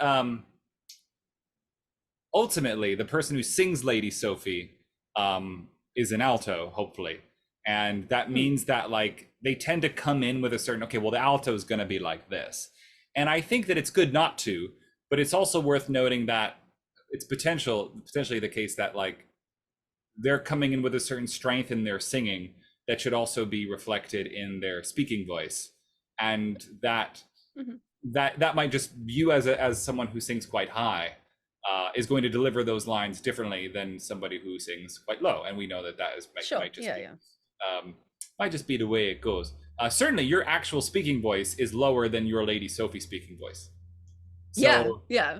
So there's a world where that's different too. But it's an interesting scene, and I do think, I think it's I played their thing like the screwball comedy couple who is the heart of the romance. It's just that it's funny along the way. And that when we had the denouement where like we didn't play that recitative. That's why the boy the author on the spot. That whole sequence, which you were there for, got a lot of laughs because we didn't like. We even played it like that, and the Tarantella were played pretty goofy, because the show's got bigger fish to fry in those last 5 minutes. But so, did you give your scores 100 points? I didn't know. Yes, I'll give them now. But just to say that I love that we have two very different ideas of how she can be played, because what is so great about Utopia and the Grand Duke is that there's no like one way, there's no traditional understood way to play these characters, and that's really exciting. So it really leaves it up to the director and the actors, which I think is so cool. Yeah, I like the poetry in this scene. Like, honestly, I think the Utopia dialogue is very advanced poetically. Like it trips off the tongue. I mean, like you'd never know from all the jump edits from when I messed up the words, but it trips off the tongue in such a lovely way. I wouldn't say this is quite as funny. I only gave it a 6, but I think it's got some jokes in it. Importance to narrative. Again, I gave this, no, I gave it a 7, actually. I'll give it a 7, because I do think this is important to meet Sophie and understand her relationship to him, but it's not quite as exposition heavy as the previous scenes. And then emotion, dramatic impact, a 7, but that's mainly actually for something we haven't really discussed, which is the King's monologue at the start. And then character, I've given an 8, because we do get to know these people in this scene really well. But yeah, I love that monologue at the start when he suddenly realizes, oh, but actually, I wouldn't want Zara to see this opera. And maybe that's when he himself realizes it. Oh no, this really has gone too far. Oh God, what do I do? And like in actuality, as far as we know, he could just go to Scafia Francis and say, I'm not having fun doing this. And they go, oh, so sorry. Sorry, we like really thought you were having fun. We were just messing with you. Don't worry, we won't make you do that again. We have no idea how they'd actually react to that. He's got it in his head suddenly. They would say, well, give us your daughter or you will have to keep doing it. Yeah. Again, I don't know why they never end up getting the opportunity to mention that, because they have to go meet her first. But no, that's fine. Like sometimes you're like, I'm gonna call my dentist today, and then you end up getting a call from your other doctor, and then the dentist doesn't get called. But then, speaking of Princess Zara, should we look at the next scene? Yeah. Zara, my beloved daughter, why, how well you look, and how lovely you have grown. My dear father, and my 2 beautiful little sisters. Not beautiful, nice looking. But first, let me present to you the English warrior who commands my escort, and who has taken such care of me during the voyage, Captain Fitzbattleaxe. When a tempest rose and a ship went so. Sir, you come from a country where every virtue flourishes. We trust that you will not criticise too severely such shortcomings as you may detect in our semi-barbarous society. Sir, I have eyes for nothing but the blameless and the beautiful. We thank you. He really is very polite. Lady Sophie, do not leave us. Sir, your children are young and, so far, innocent. If they are to remain so, it is necessary that they are at once removed from the contamination of their present disgraceful surroundings. Dear, they really shouldn't. Captain Fitzbattleaxe, sir, your troopers appear to be receiving a troublesome amount of attention from those young ladies. I know how strict you English soldiers are, and I should be extremely distressed if anything occurred to shock their puritanical British sensitiveness. Oh, I don't think there's any chance of that. They are quite hardened to it. They get a good deal of that sort of thing standing sentry at Horse Guards. It's English, is it? It's particularly English. Then of course it's all right. Pray proceed, ladies. It's particularly English. Come, my daughter, for we have much to say to each other. Farewell, Captain Fitzbattleaxe. I cannot thank you too emphatically for the devoted care with which you have watched over me during our long and eventful voyage. It's a scene. It's really quick, isn't it? It's so quick when it's delivered like that. Because I remember seeing previous productions of this and that scene taking half an hour. there's a lot of business. I think one of the issues I remember having is like Lady Sophie has a cue to leave that is based on the chorus getting somewhere in time, and like Yeah. a lot of time, you know what actors struggle with is actors struggle with doing a thing when they don't say anything. Like, okay, you have to listen to that person's line and go here at that. And yeah, a lot of times in the rehearsal process, no flies on them because they're thrown in like, okay, you never looked at this scene before in your life. Now listen, if you're in a show, even if you're in the chorus, you should know every line of dialogue, not memorized, but you should know that they exist. You should have read the play. When people don't read the play, right? So when people are in a play and they never read it, why do you be in plays? But anyhow, I did make one cut, and it's this. I should be extremely distressed if anything occurred to shock their puritanical British sensitiveness. Oh, I don't think there's any chance of that. You think not? They won't be offended? Oh no, they're quite hardened to it. And it's one of those moments where there's a one too many back and forths. It's so slight, but the joke I want to get to is no, I think not. They're quite hardened to it, which it sounds dirty. And if that's just because I've done the show in New York City twice, people always love giggling at stuff like that. But yeah, if you noticed, it went, oh, I don't think there's any chance of that. They are quite hardened to it, where you just like let Fitz jump in from one of his lines to his next line in the middle of a line, and you just like, that's the kind of thing I feel like Gilbert would have done if he had. There's the famous thought that like maybe after the carpet quarrel they weren't helping each other edit as much. I don't know how true that is with regards to dialogue scenes. I don't know if Sullivan ever said, Gilbert, have you ever considered cutting those 9 words? But at all events, there is this general sense that there's sometimes like one too many back and forth about the same idea, and you can sometimes experiment. And as you mentioned before, this isn't our attempt at a final lib. But if anybody objects to the cut I made in that scene and is like, no, I think that those lines are sorely missed, then you're more of a purist than I. So I give you 10,000 points. So I think this is a relatively forgettable but very important scene. I think it's very good that this scene is here and that everything happens in it, but it's not going to get a particularly high mark from me because I don't think it's particularly funny or particularly full of character. I do think that it gives Captain Fitzbattleaxe and Zara a good chance to establish just like how different they are to the energy of everyone else that's been on stage before them. And that's why I play Captain Fitzbattleaxe like a kind of stupid hero who is just kind of led along by Zara. Like, he's not necessarily being manipulated. I think he really loves her and I think she really loves him. But like, she is very much the powerful person in this relationship. And he is just this idea of this, like, I imagine every time he says a line, I imagine that he's on a horse and he kind of looks over his shoulder before he says the line. He is a hero. Like, he is like won battles. And I think he is blameless. I think Captain Fitzbattleaxe is like a really sweet, very well-meaning character.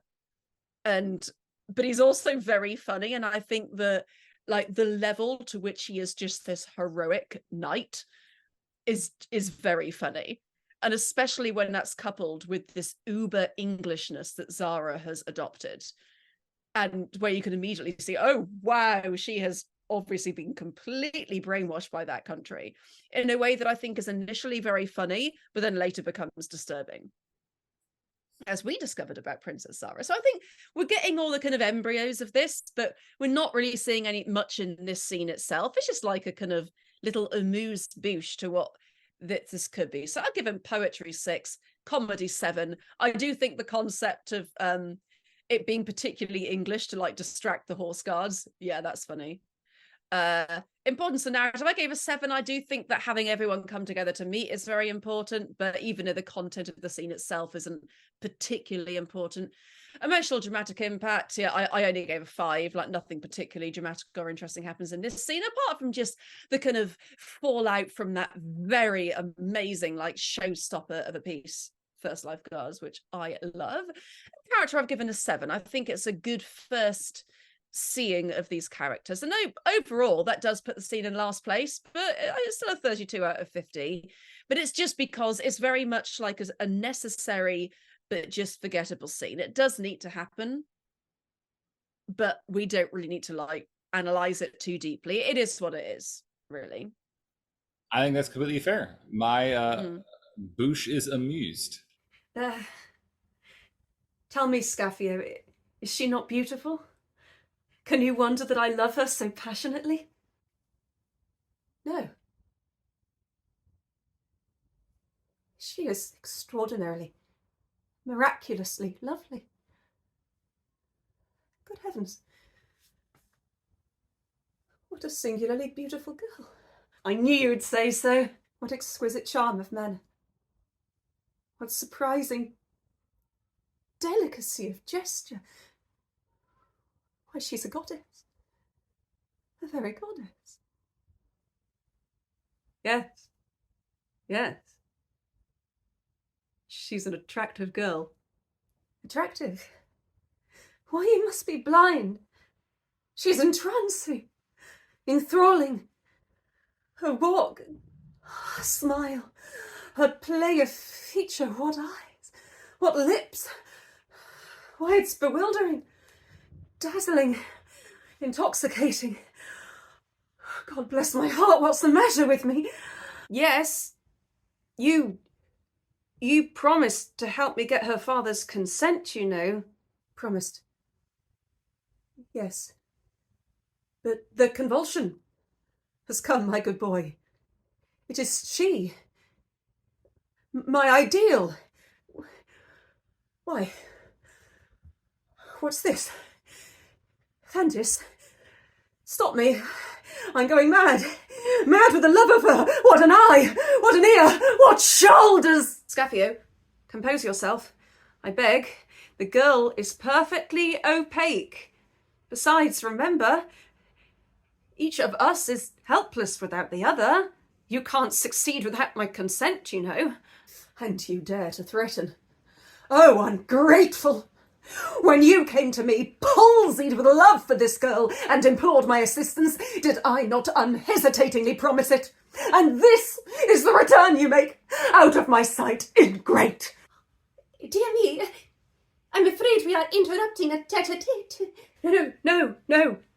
You come very appropriately. To be brief, we love you. This man and I. Madly. Passionately. Sir! And we don't know how we are to settle which of us is to marry you. Zara, this is very awkward. I am paralysed by the singular radiance of your extraordinary loveliness. I know I am incoherent. I never was like this before. It shall not occur again. I shall be fluent. Presently. Oh dear, Captain Fitzpatrick, what is to be done? Leave it to me.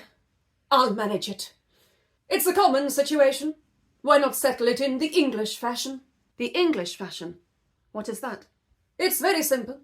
In England, when two gentlemen are in love with the same lady, and until it is settled which gentleman is to blow out the brains of the other, it is provided by the Rival Admirers Clauses Consolidation Act that the lady shall be entrusted to an officer of household cavalry as stakeholder, who is bound to hand her over to the survivor, on the Tontine Principle, in a good condition or substantial and decorative repair. Reasonable wear and tear and damage by fire accepted. Exactly. Well, that seems very reasonable. Alas, dear sirs, we have no alternative under the Rival Admirers Clauses Consolidation Act. Good. Then it's settled. What a scene. Yeah, it's good. Like, you don't often see that much emotional colour in a GNS dialogue scene. Oh, well, it's a good scene. It's a shame that when I did it at the Blue Hill, they had cut this plot entirely, so we didn't have this scene. But and at the end of the day, I didn't amend it very much. I get right. There's a little bit as soon as it happens where they talk about cold northerners, or that's adjusted to something else. There's like a whole bunch of variants there, but we get right from reasonable wear and tear by fire damages accepted. Yeah, reasonable, great. And then I did change Zara's line to say, last year, sirs, we have no alternative instead of I have no alternative. I don't know if I greatly affected the dramaturgy of the play by changing that one word, but I will admit, if I was going to be like removing lines, I don't like the reasonable fire damage thing, because to me, after Scapio has just been talking very eloquently about the absolute genuine feelings for her, and then to say something really objective like that, I actually just don't think it's worth the joke, in my opinion. yeah, I guess I was seeing like the skeevy businessman side of him. That's just like, okay, but if I'm, but like, can you guarantee this? I mean, Gilbert originally had this whole bit where he's like, where Fitzbattleaxe is like, well, in England, unless ladies are 67 years old, we don't even consider them because they haven't gone through the gauntlet of social society yet. And then Fantas is like, oh, and we don't even look at ladies over 18. And I'm like, huh? So, yeah. Oh, that's gross. Yeah. I'm glad that went.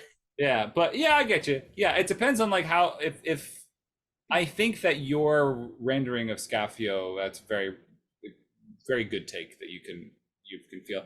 I think I like that there's like a joke before the finish line at the end of the scene, because the scene's been, it's really maybe just more math, just like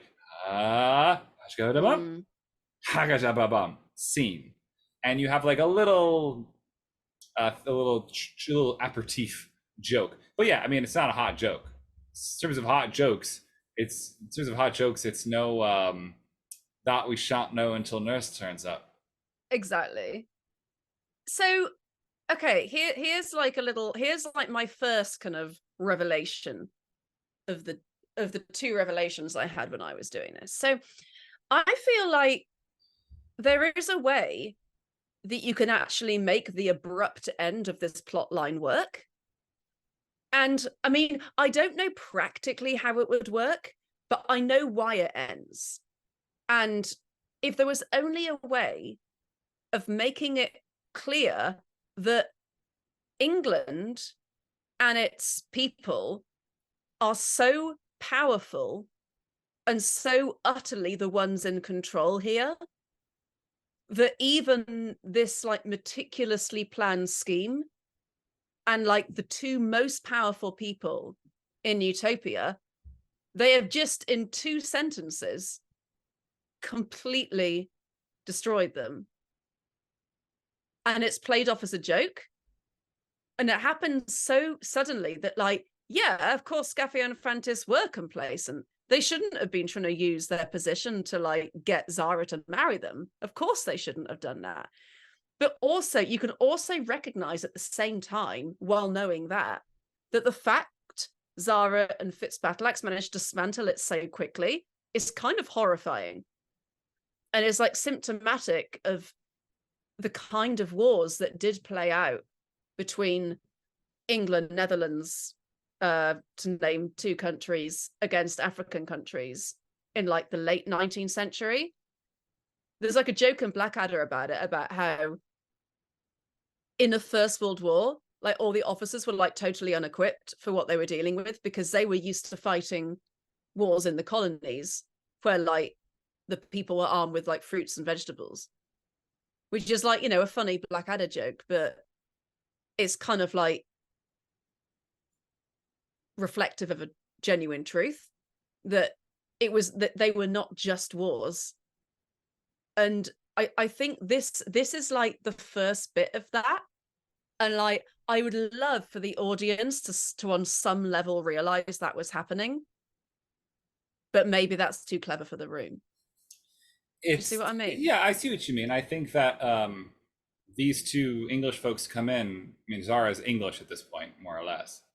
She's English in the way the show is representing the colonial English mentality, and that they come in and have this quick discussion where they just. It's like England going somewhere and saying, "Hello, future colony, just sign this." Yeah. Just sign this paper and it'll all be fine. Yeah. And yeah, there was never a conflict. It's done. I think that the solution we came up with is elegant. We'll get to it in Act 2.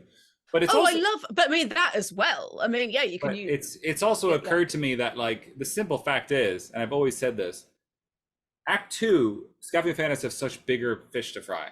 And I considered, like, my original version was something like, at some point, one of them went, "What about Zara?" He's like, "I don't have time for that now. I have a country to fix." Like, it doesn't, I forgot about that. Well, never mind that now. That kind of thing. Like the way in which the Patter guy forgets about the Soprano and the Mikado. In Act 2, Yeah.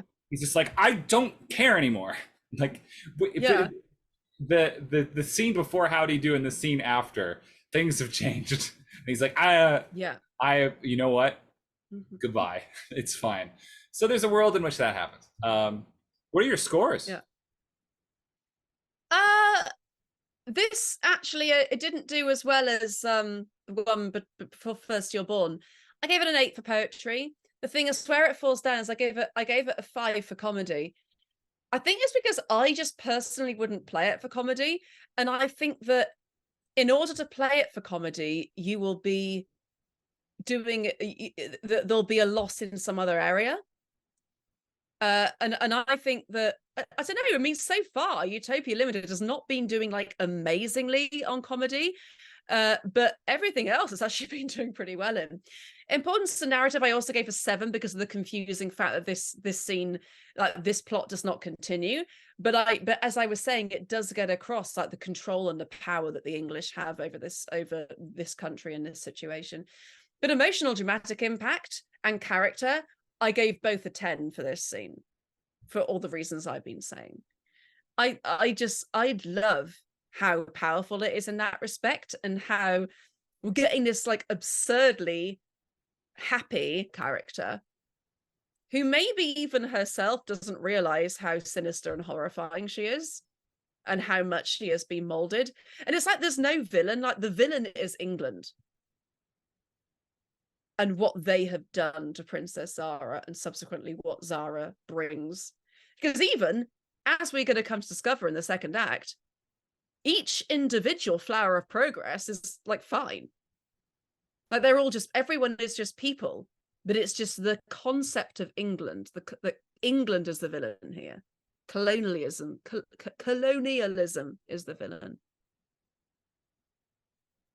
Correct. It's so good. Utopia Limited is great. It's the best one. Poor, trusting, simple-minded and affectionate old gentlemen. I'm really very sorry for them. How strange it is that when the flower of a man's youth has faded, he seems to lose all charm in a woman's eyes. And how true are the words of my expurgated Juvenal. Festinat decorere vilux flosculus angustae miseraeque brevissima vitae portio. Ah, if we could only make up our minds to invest our stock of youth on commercial principles instead of squandering it at the outset, old age would be as extinct as the dodo. I mean, it's a bit of fluff, but I think the poetry's great. I think it's funny. I'm going to give it an 8 for comedy.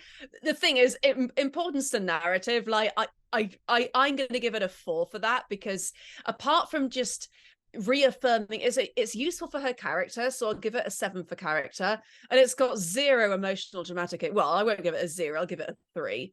But so this gets like the lowest mark so far, but I would still always include it because I just think it's so charming. I mean, it's still got above half marks, and I just think that the aria that Gilbert wrote the words for, which you wrote the music for, it's so important for Zara's character. She needs an aria, and so sadly it doesn't bear like a huge relation to the plot, but it does to her character, and for that I do think it should be included. My goodness. But it's so funny, like the fact that she thinks it's interesting how strange it is that when a flower of a man's youth has faded, he seems to lose all charm in a woman's eyes. It's like, well, yeah, of course. I mean, that's like that people like fancy young people. Like, yeah, dude, it works the same both ways around. Yeah, I mean, we may have buried the lead a bit. Some people may have just heard that scene and gone, I never heard that scene before in my life. I never Oh asked. yeah, sure. So this material, which is followed by an aria, was cut, and the aria was set to music by Sullivan, but the music is lost. The aria is called "Youth is a Boon Avowed." You can watch the full video. I reckon we'll put a link to it in the description. Including your monologue is in the video. So the monologue and the aria I wrote in I get the style of Sullivan. It's the aria I wrote. I wrote the music, but Gilbert wrote the words. And I wasn't gonna have you fly all the way across the ocean and not get to sing a song. So I wrote a song for you, my best friend, and you got to sing it and got to do a scene that very few people have ever heard, and I'm sure even fewer have done, which doesn't make any sense, but I bet it's true. And yeah, your phony Latin got a huge laugh. I remember, like, that got people were really into your little phony Latin speech. Oh yeah, it's the fact that I just somehow automatically was very smug about saying misereque. Like every time misereque, like that was the one that I was really proud of getting right. Well, you know, I don't know why, it just made me laugh. I had a take not long ago. Goodbye, the sun. Carry on. My light is. I had a take recently about this whole thing, and I was a little half baked, but about how, like, it is a very English thing to do, is to pronounce other languages in the pronunciation you prefer. And I definitely think that it's interesting that she's definitely gone and had to take at Girton Latin and study her classics, but at the same time, her pronunciation is terrible. It's just her own accent. So there's a way in which they're like, I guess I will speak this dead language and speak all these things, but you know, it's also it's the expurgated version, not the unexpurgated version, which is very interesting to me because it sort of is the same sort of style of teaching she might have had at Castle Adamant, where we do know there was boulderization going on, particularly with the works of Juvenal, who was a famous satirist, which is somebody with little horns that stands on one leg. And it looks like a fawn. Yeah. So the scene's good. You can watch the clip, and I would always include it, but I will admit the aria I wrote is very vocally challenging, and I wrote it for your voice.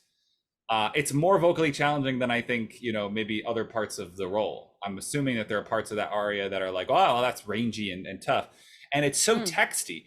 I think when I first read this aria's text, I thought this would be a slow, like she's in a spotlight, but it's a very funny aria about her ruthless economic principles. And you're right that this entire scene and aria helps you understand the way in which she is a villain of the piece, the ways in which she brings about the downfall of the group. And I'm going to admit to you, I think that having you in our show was the reason our show was so good, because you went from there to your crazy monologue at the end where you were a cult leader, and the ways in which I was able to give you little seeds and you took them, the cult leader approach to like Eagle High as well. Like the fact that completely blew my mind. I had no idea that was how I was going to play it until like maybe 2 days before the show. It just all kind of clicked. I was like, oh.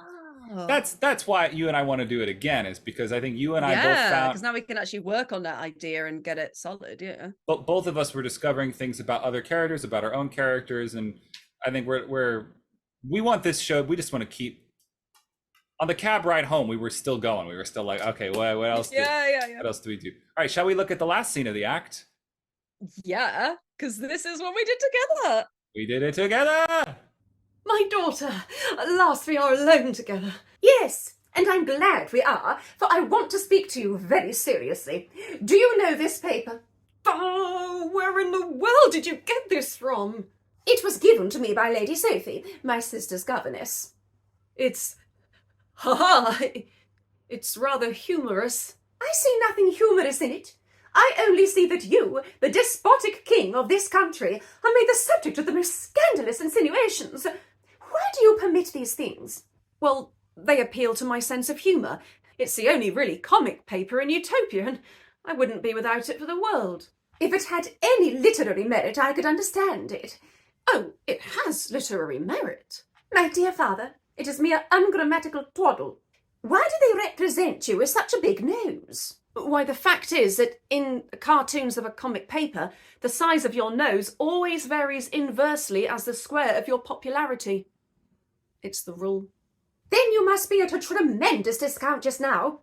I see notice of a new piece called King Tuppence, in which an English tenor has the audacity to personate you on a public stage. I can only say that I am surprised that any English tenor should lend himself to such degrading personalities. Oh, he's not really English. As it happens, he's a utopian, but he calls himself English. Calls himself English? Yes. Bless you, they wouldn't listen to any tenor who didn't call himself English. And you permit this buffoon to caricature you in a pointless burlesque? My dear father, there's something wrong here. If you were a free agent, you would never permit these outrages. Zara, I admit I am not altogether a free agent. I am controlled. I try to make the best of it, but sometimes I find it very difficult indeed. Nominally a despot, I am, between ourselves, the helpless tool of two unscrupulous wise men who insist on my falling in with their wishes and threaten to denounce me for immediate explosion if I remonstrate. My poor father. Now, listen to me. With a view to remodelling the political and social institutions of Utopia, I have brought with me 6 representatives of the principal causes that have tended to make England the powerful, happy, and blameless country which the consensus of European civilization has declared it to be. Place yourself unreservedly in the hands of these gentlemen, and they will reorganize your country on a footing that will enable you to defy your persecutors. They are all now washing their hands after their journey. Shall I introduce them? My dear Zara, how can I thank you? I will consent to anything that will release me from the abominable tyranny of these 2 men. 6 representatives, you say?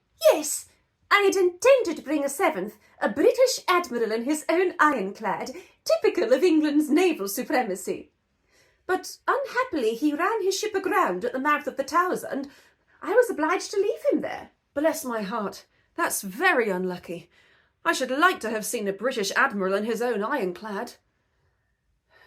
What ho! Summon my court without an instant's delay.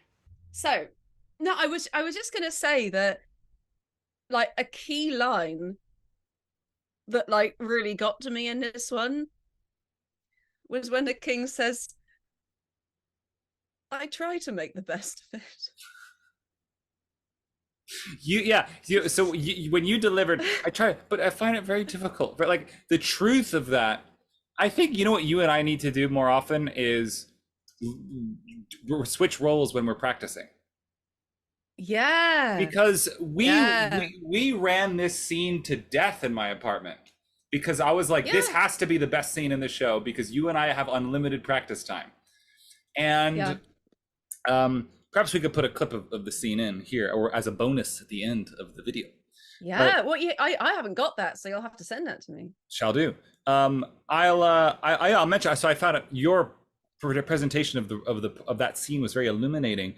I like the way you decided to break down because it does say that the king suddenly breaks down sobbing, and your approach to that was much better than what I did. So I would like to do that now.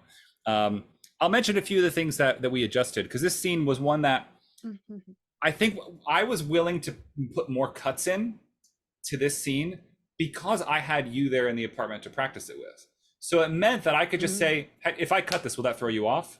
And I didn't want to like, it was the Wednesday before opening. And I was just like, okay, I'm just going to cut that line and I'll say half of that.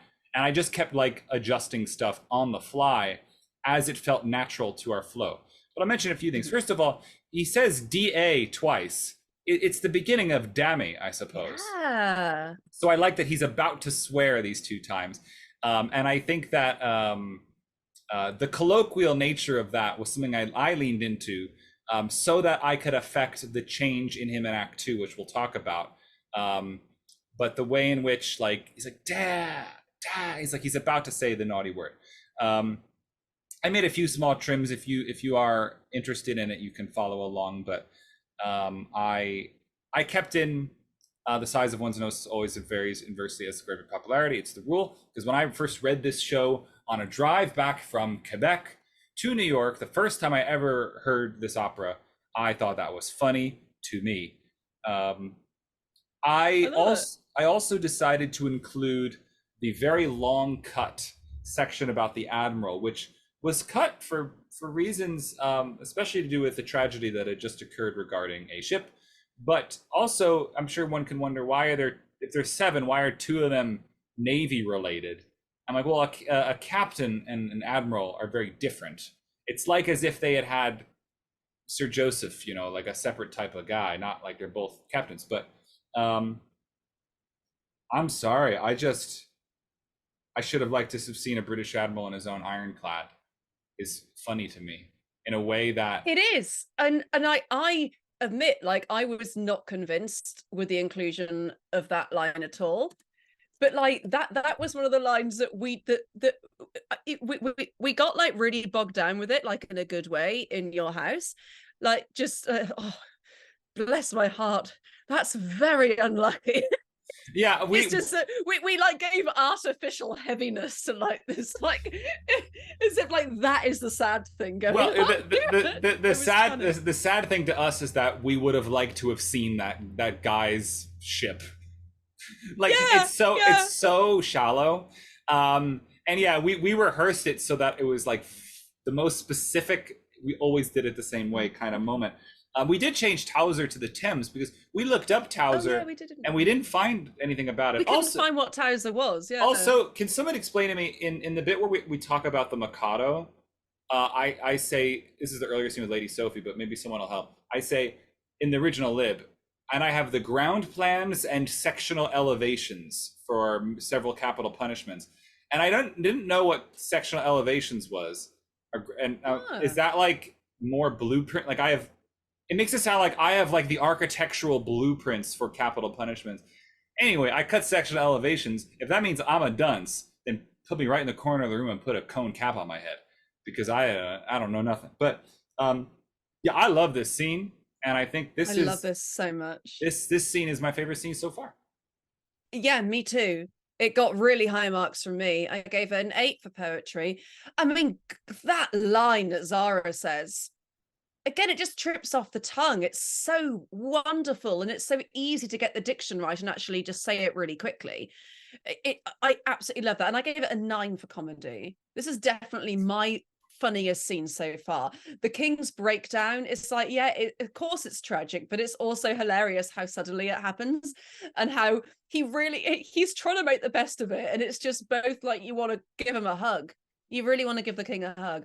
And then, like, importance to narrative, I gave a 10. Like, this is the key to the change. This is the main scene of the whole opera. This is where they decide to do this, and the Act 1 finale that follows. Emotional dramatic impact, I gave a 9. Character, again, I gave a 10. You really get to see here that Zara, and I say it again, I don't think she's doing it maliciously. She's not evil.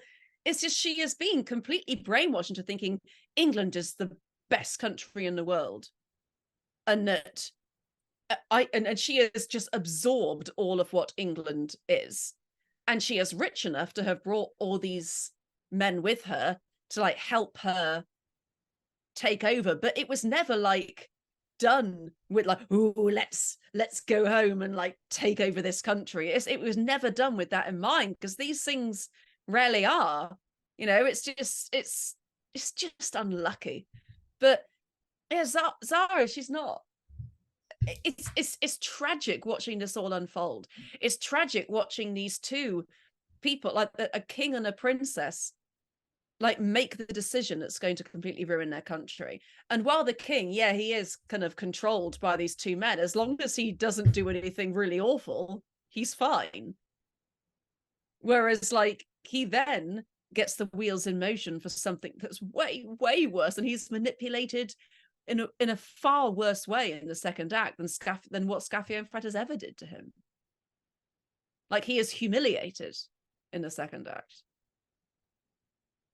And it's heavy. It's really heavy. It's It's another interesting thing because people often levy a complaint at this show that it's a bunch of character introductions and the plot doesn't start until an hour and 20 minutes in. And I'm tired of rubes coming to me and going, oh, they should just cut. It takes forever. Listen, no. Part of the joy of it is the journey that gets you to this point. And in fact, I think a good production wouldn't tell you where the show is headed.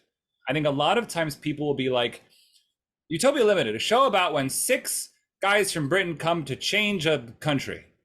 It's like, maybe you don't need to know that going in. Maybe the show, maybe if you read the character list, you're like, oh, this is going to go somewhere interesting. There's a play I know about. I won't reveal it in case you ever see the play, but it involves a situation where it's set in like a certain time period, and then at the end of Act 1, it's revealed that something prints papers that tell the future.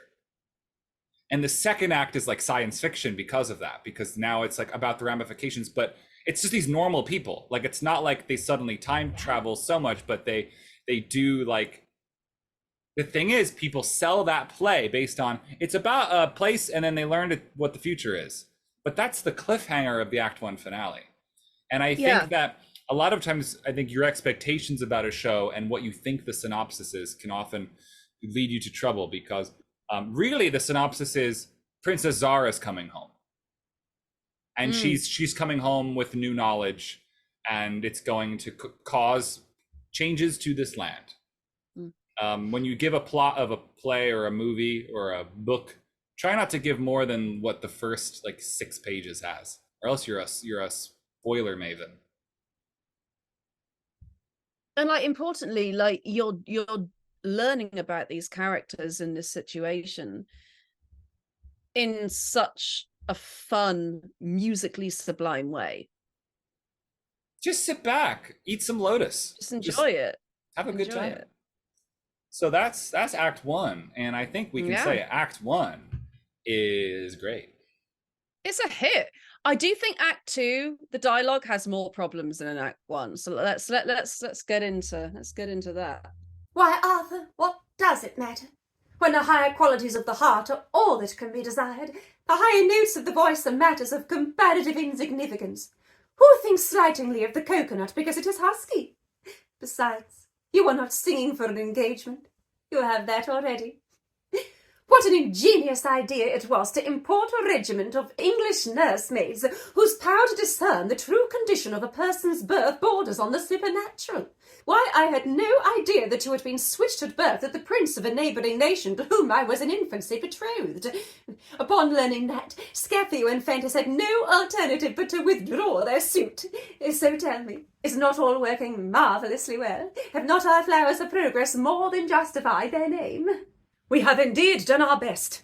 Captain Corcoran and I have, in concert, thoroughly remodelled the sister services, and upon so sound a basis that the neighbouring isles tremble at the name of Utopia. And perhaps the most beneficent change of all has been effected by Mr. Gilbert, who has applied the limited liability principle to individuals, and every man, woman and child is now a company limited, with liability restricted to the amount of his declared capital.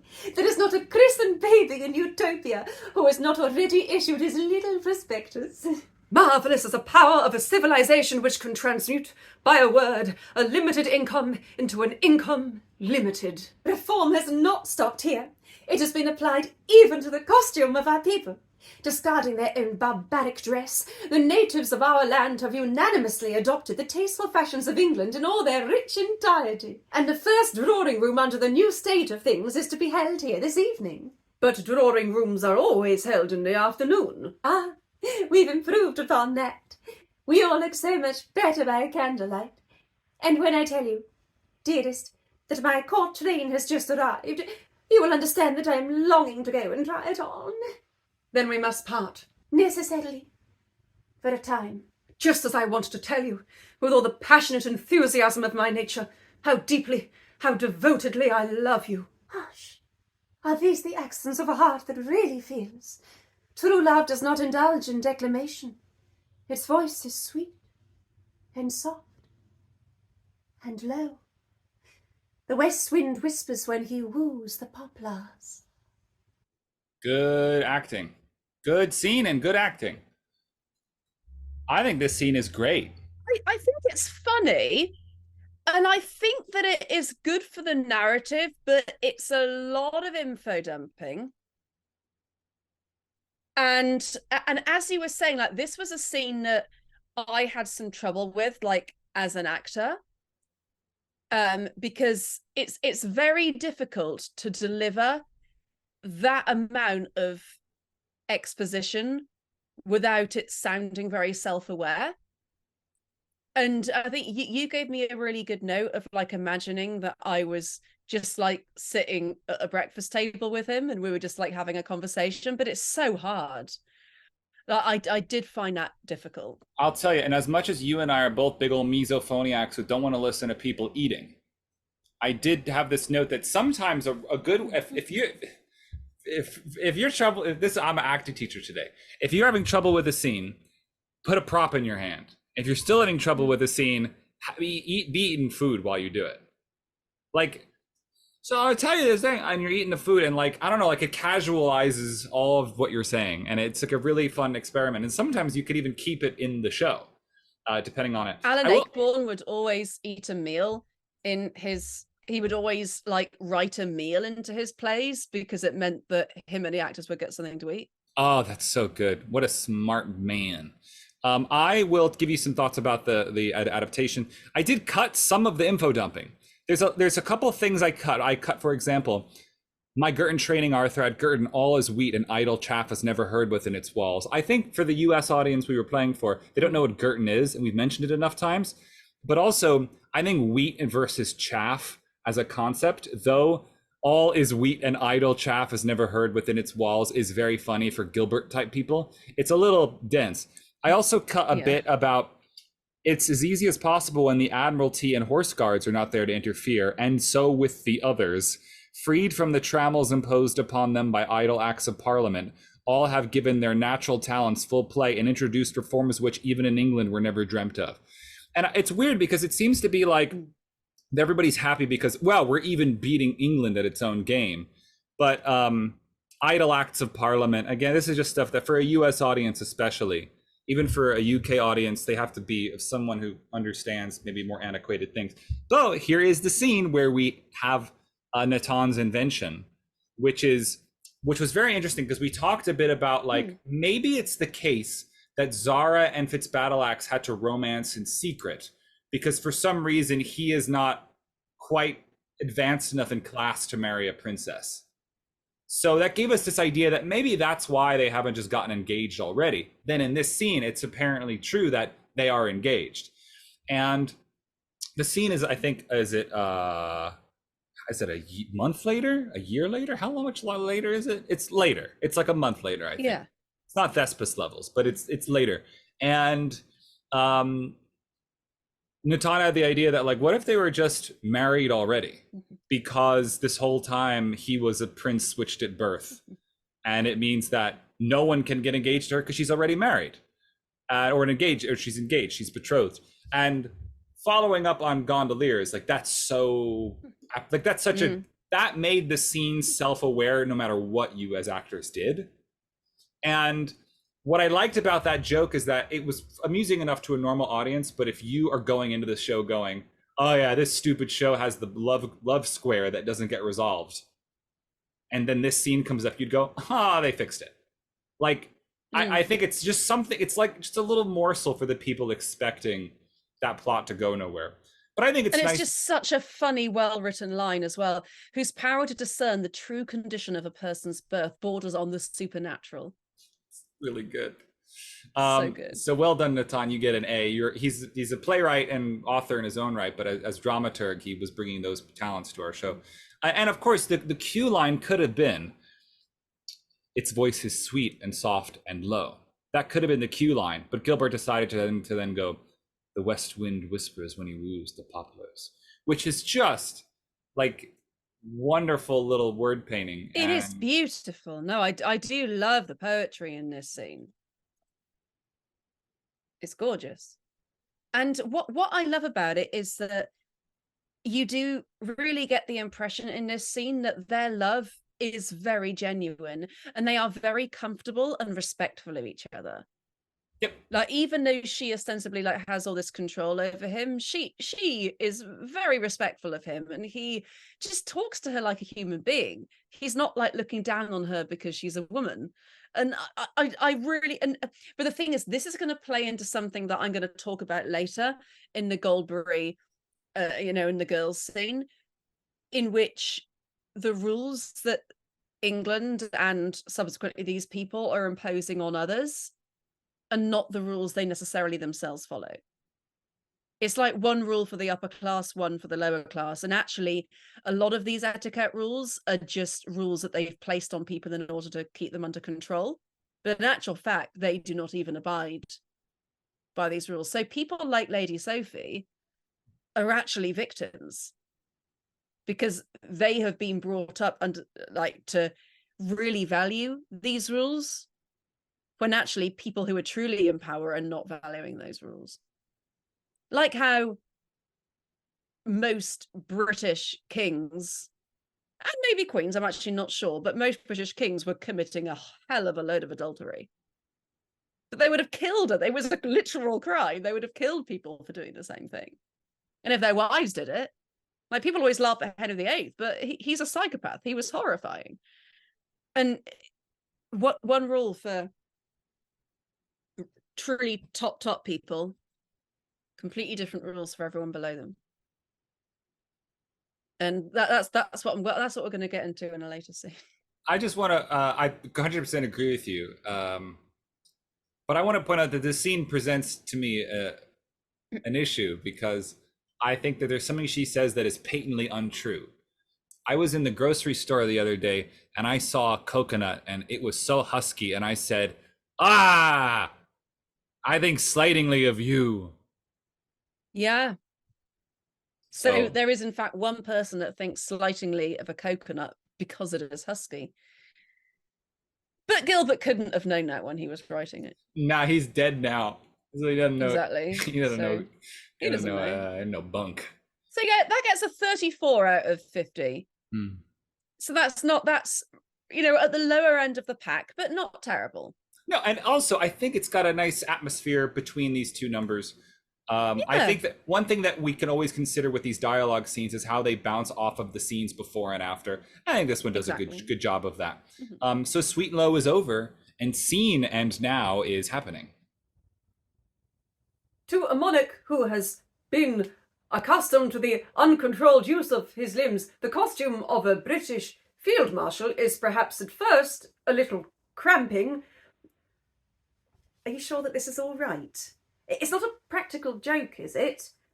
No one has a keener sense of humour than I have, but the first statutory cabinet council of Utopia Limited must be conducted with dignity and impressiveness. Your Majesty's hair is a little longer, perhaps, than according to the strict regulation it should be, if you would permit me to send for the court barber. No, we draw the line at that. No liberties with a monarch's toilet. Now, where are the other 5 who signed the Articles of Association? Sir, they are here. Oh. Gentlemen, our daughter holds her first drawing room in half an hour, and we shall have to make our half-yearly report in the interval.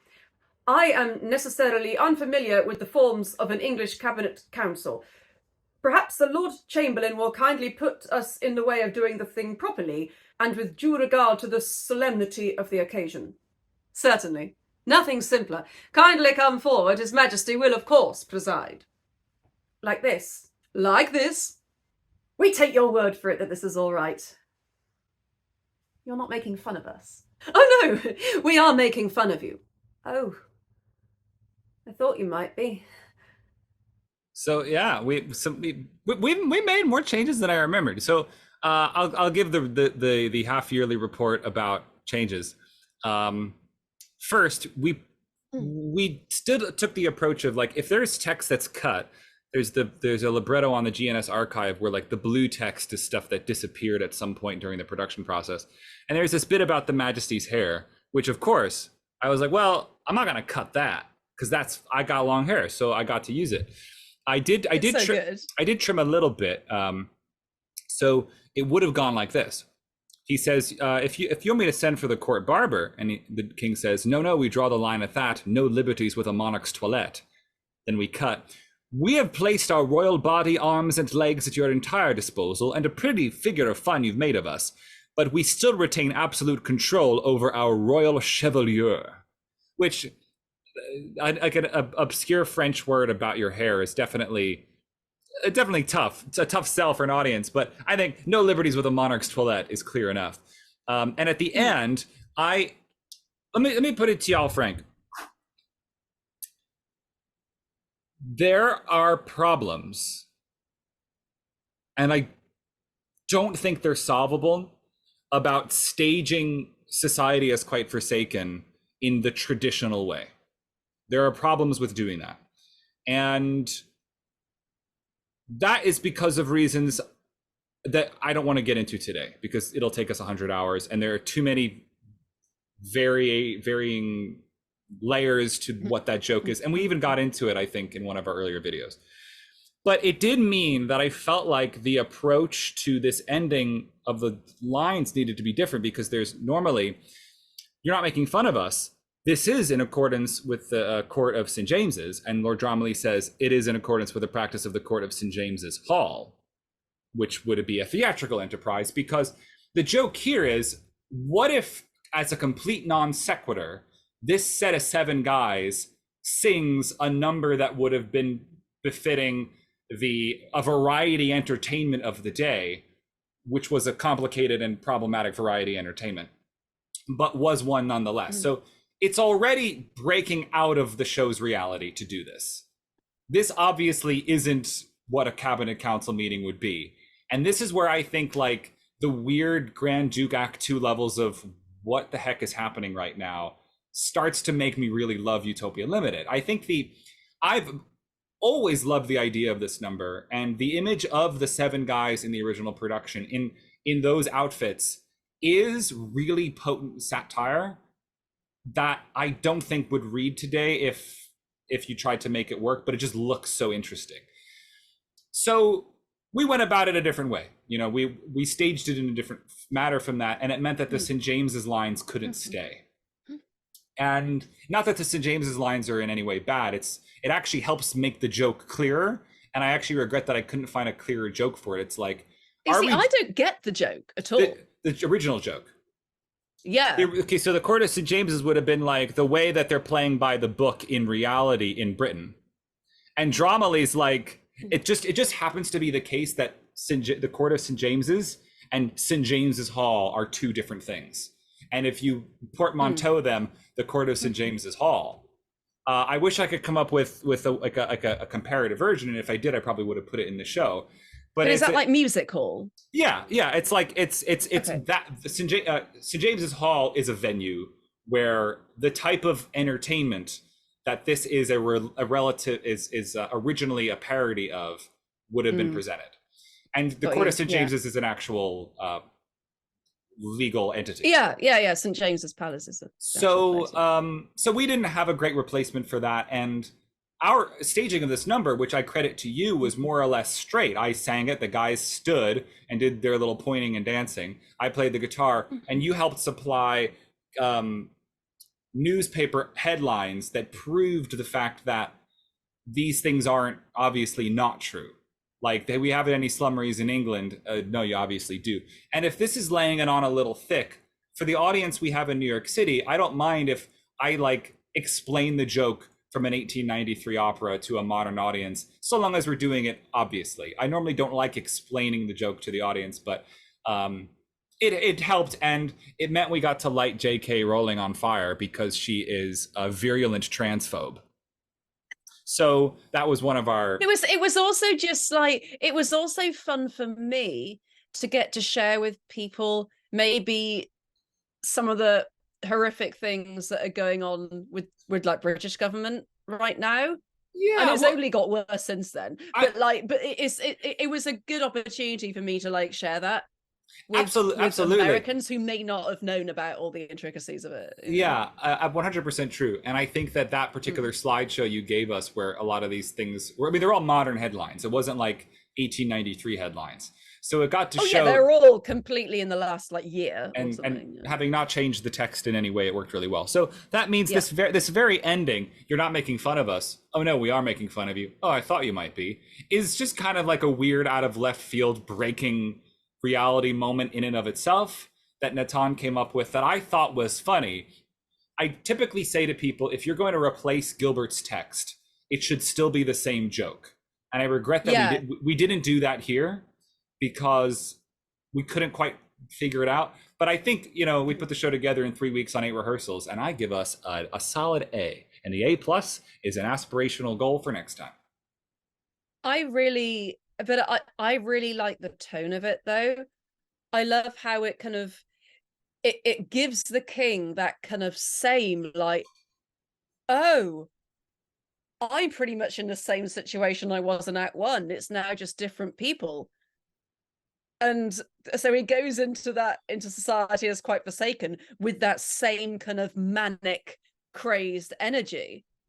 Where oh yeah, all the way through he's kind of thinking, have I done a weird thing? But no, I can't have done it. It's England. I love England. So it's like, it's that energy. The original cue line is, oh, it seems odd, but never mind, where he just kind of brushes it off. So I do like it for that. Yeah. This scene was very fun to play, and if you don't know this, I mean, you can see in the clips. If we'll probably present, you can look at the clip of Rachel's aria. I conducted the show, and it meant that I just turned around for my scenes, and I was just suddenly in the show. And the only thing I'm going to say about characterization about this role, which revealed itself to me, and it makes me go, "Gosh, I wish I knew what Barrington did," is I decided to do this in a way where the king bought into the concept of what he was doing so much that he acted completely differently in Act 2, which is a kind of Gilbert thing, like, oh, in the second act we've switched places, or at the end of it, like, it's not an uncommon way you see Captain Corcoran or Grosvenor's final scenes, though we didn't do that recently with Captain Corcoran. I thought that was compelling. He stayed in his same voice. But as a basic idea, I played the first act like a casual, loosey-goosey, hippie kind of guy. In the second act, I had my little monocle and I was very effete. And I did it kind of like Leslie Howard's Scarlet Pimpernel when he's pretending to be the posh dummy to a monarch who is like very, you know, like going for whatever happened to Zara on her trip to England has happened to him in this last month. And I regret that I think that isn't often considered. And a lot of times the king plays Act 2 very much like, pretty much, I think most productions of the show, we've underrated the king, because the king is often just a guy who says lines. As opposed to somebody who's approached the dialogue and the character in a way. So as always, I like seeing someone make choices. And I would encourage anybody who approaches this role to consider, is there any way in which his demeanor changes how his Act 2 dialogue is delivered? And with the costume change and the way in which I played the scenes in Act 2, I got so much more out of the story of the entire opera because of the way in which he was taking control of the room in the moments that he does from Scapio and Fantus in Act 2. So that definitely begins here. And I wasn't shy from the way it slipped, which you did in your delivery just now. It was like, I am this. Like, are you sure this is like, I'm doing a bit. Are you sure I'm doing this bit right? And I think that storytelling, I like seeing that be clear. And you did a very nice job. And I think that, again, I agree that change has to happen. Or I think it's nice when the change does happen. I think I decided, I mean, I didn't really plan how I was going to do it, but it seemed to happen more gradually for me. And I hope you'll find it interesting. I'm going to see scenes. Okay, good. Well, but let me just give the scores. So I've given 7 for poetry, 8 for comedy, 8 for importance and narrative, only 6 for emotional dramatic impact, but 8 for character. So that's a very healthy 37 overall. Good. You then didn't include the next scene of dialogue. Oh, yeah. Whereas there were 2 scenes that just had 2 lines in it. So let's do them now. You should do it in the manner that I do it. by Okay. like just moving. Okay, hold on. I'm gonna try something. Okay. And then I will edit it like I edit mine. Are you serious? Okay, for real? Now, then, for our first drawing room. Where are the princesses? What an extraordinary thing it is that, since European looking glasses have been supplied to the royal bedrooms, my daughters are invariably late. Sir, their royal highnesses await your pleasure in the anteroom. Oh. Then request them to do us the favor to enter at once. Listen, I had fun with this. What was fun about this scene was how short it was. It was, we finished the number, we did a little encore, I said these lines, Lord Chamberlain set me up, the orchestra started. Great. A cute little joke about... It's more a flaw in my parameter system than like me being nasty to the scene. It's more just that like, because of the way I'm ranking these scenes, any scene that was that short would automatically just do terribly. So I just didn't really want to include it. But yeah, do the next one. I like that. My daughters, we are about to attempt a very solemn ceremonial, so no giggling, if you please. Now, my Lord Chamberlain, is everyone in his place? Everyone is in his place. Then let the revels commence. Yeah, I mean, as we cut it, I actually cut 80% of that whole scene. There's a whole bit. There's a whole bit about the Lord Chamberlain goes, then, ladies and gentlemen, His Majesty will take his place at the throne and will be so obliging as to embrace all the debutantes. And first of all, we didn't have a throne. And we wrestled with like, what this is, because I'm going to be conducting the orchestra. So I'm not going to be able to kiss anybody. Lady Sophie is then shocked. And then this is the worst part. This is, I think, Gilbert actually slipping up. King says, what, must I really kiss all the debutantes? Lord Chamberlain, absolutely indispensable. King, more jam for the palace peeper. Now is everyone in his place? And at this point, in my conception of what the show is the palace peeper is done, because in the scene with Scapio and Fantis, they say it's practically defunct. So he shouldn't give a single hooey about the palace peeper at this point. And it's weird, because this line, is he meaning like, that's more material for me, or is it like, oh no, more material for me, or like, that's gonna look bad, like that's gonna look bad that I'm kissing all these young ladies. And like, I get what Gilbert is saying, that yeah, if this was another act, maybe like that wouldn't be great, but that seems pointless. And so we just cut kissing the debutantes entirely. We got to like the Wednesday before the show, and I just said to Lord Chamberlain, I said, I'm just gonna cut the entire scene, and all you have to say is everyone is in his place. Sorry, it's just and he had learned the line perfectly. And I said, I'm like, as a director, I've run out of ideas. Let's get to the drawing room. Maybe there's a solution here, but what do you think about these two little scenes? You think they're cute? Me? Oh, sorry, I thought you were talking to the ether. Yeah, we're absolutely fine. As I say, there just wasn't enough substance to really kind of give them any marks, but yeah, they're nice. I like this is a solemn ceremonial, so no giggling. And I think it's quite funny if they showed absolutely no signs of giggling. Yeah. When he says that. That's good. Because so far, like, I love the way they were in the Blue Hill Shoot one that Gary directed. They were just like so robotic and expressionless, but it was so funny. It was really great. Well, it shows you that Lady Sophie's done a number on them in a way that maybe that's they the don't. thing, you know? Okay, so then let's go on. We're on to the next bit.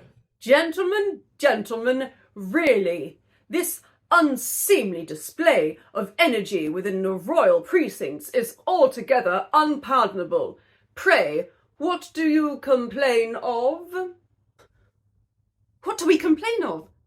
Why, through the innovations introduced by the Flowers of Progress, all our harmless schemes making provision for our old age are ruined.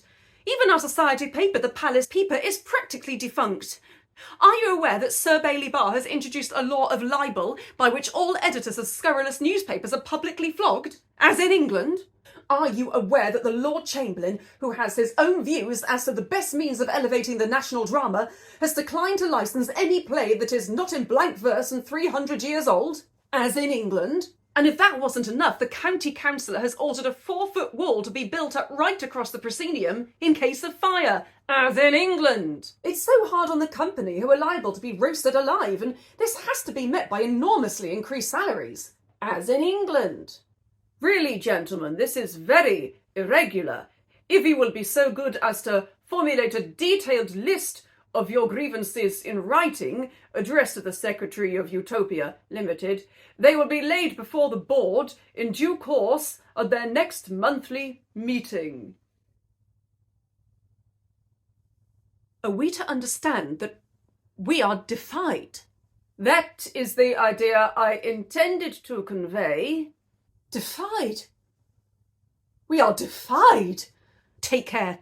You know our powers. Trifle with us, and you die. Brilliant. Yeah, I think I like the fact that after Eagle High, he's like, I know what I'm doing now. I think that works really well. And I think you can see him start to kind of gain in confidence. He's still not quite there, but he sees the opportunity. Oh, I can finally get out of the horrible control of and I think he's actually using a lot of the weirdness he feels over what's just happened in the drawing room and projecting a lot of that onto these guys as well. Yeah, sure. I get it. I think that I think the scene is very good.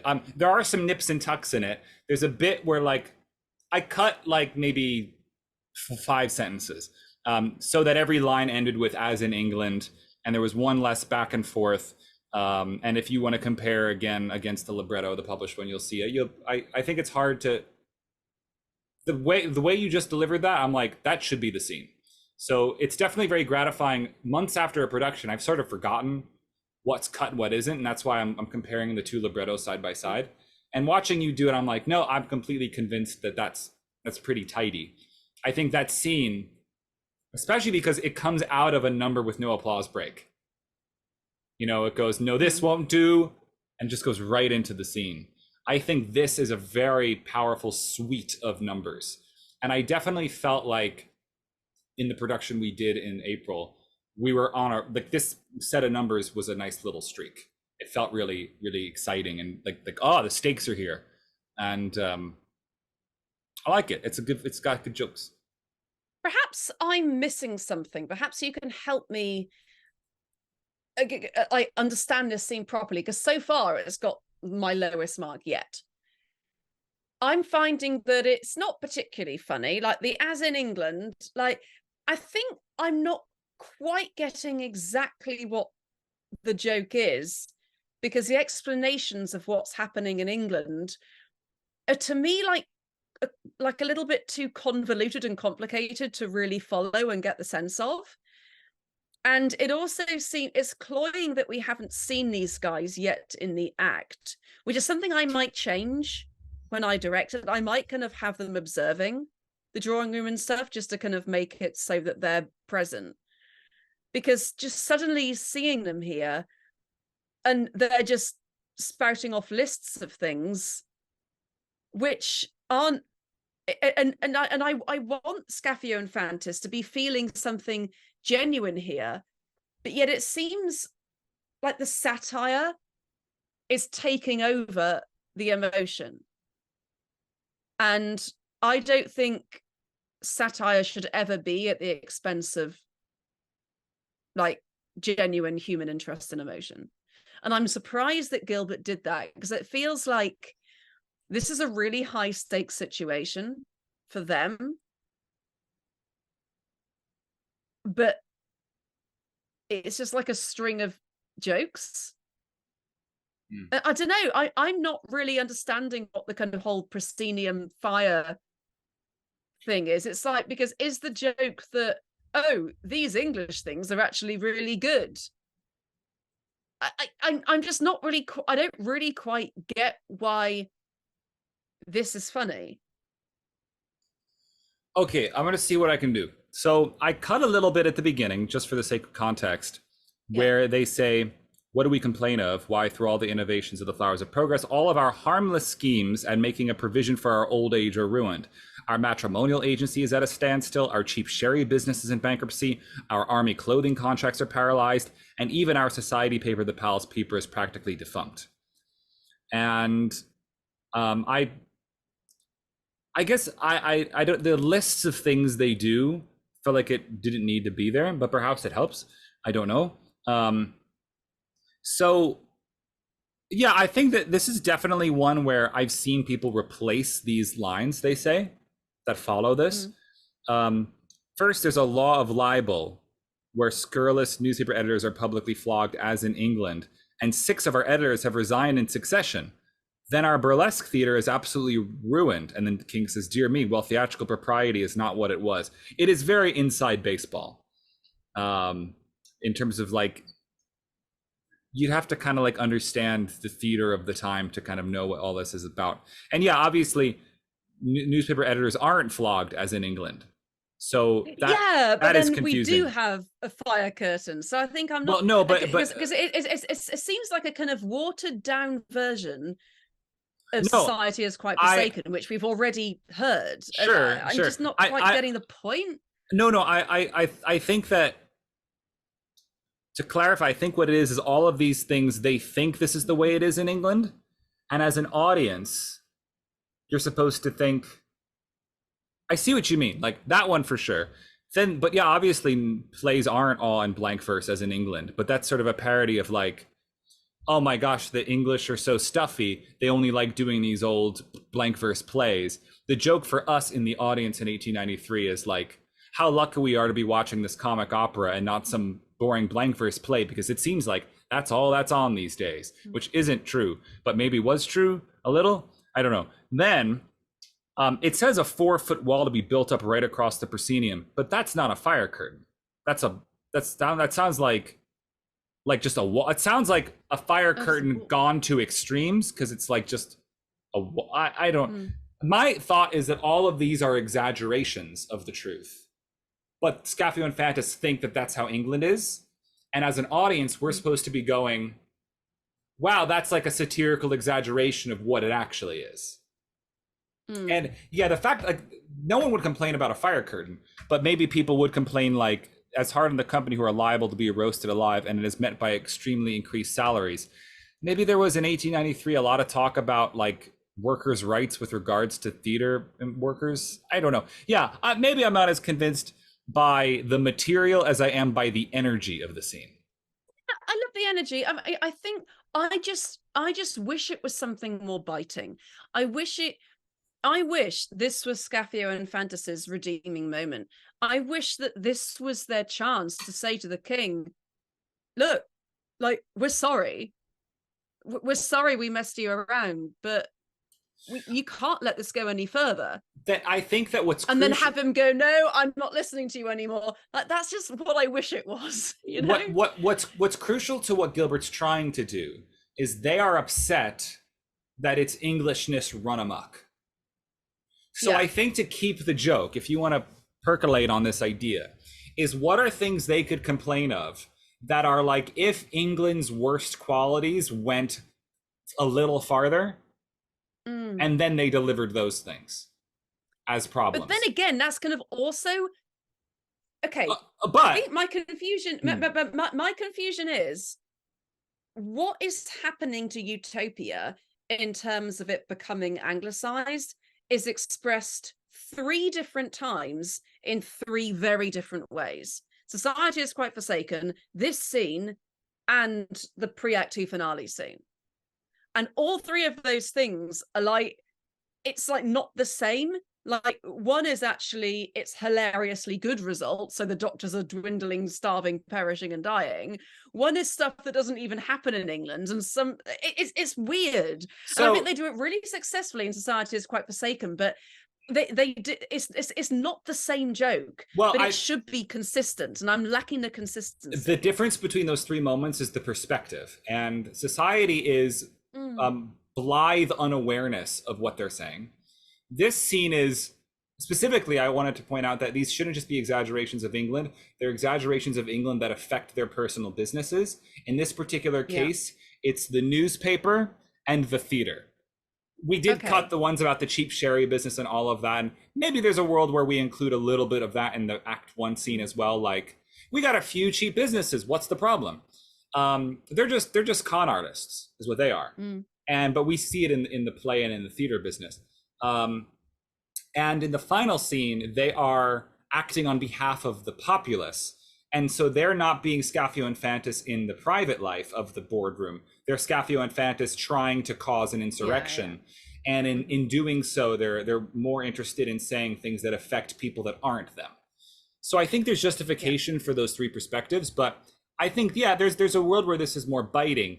But perhaps part of the issue with this is maybe them not being biting, but them, maybe the intent is they're just like grasping at straws going, we don't have any money. You've taken all of our money away. Why don't we have any money? Maybe it's hard for them to be as likable as you might want them to be.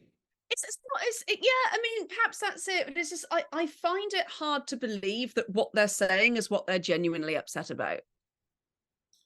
What they're upset about is, in terms of the book, their business is going awry. The Zara things. I understand that. I think I need to think about this a bit more. But I'll tell you, I think you're making sense, but I'm still not quite liking the scene. I'll say here's the point.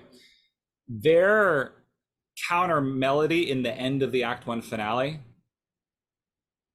Well, first of all, the first is upset, like, you're supposed to consult us first. That's a reason to be upset, but not a reason to be this upset. But when they're like, no, he'll go down. We will get him for this.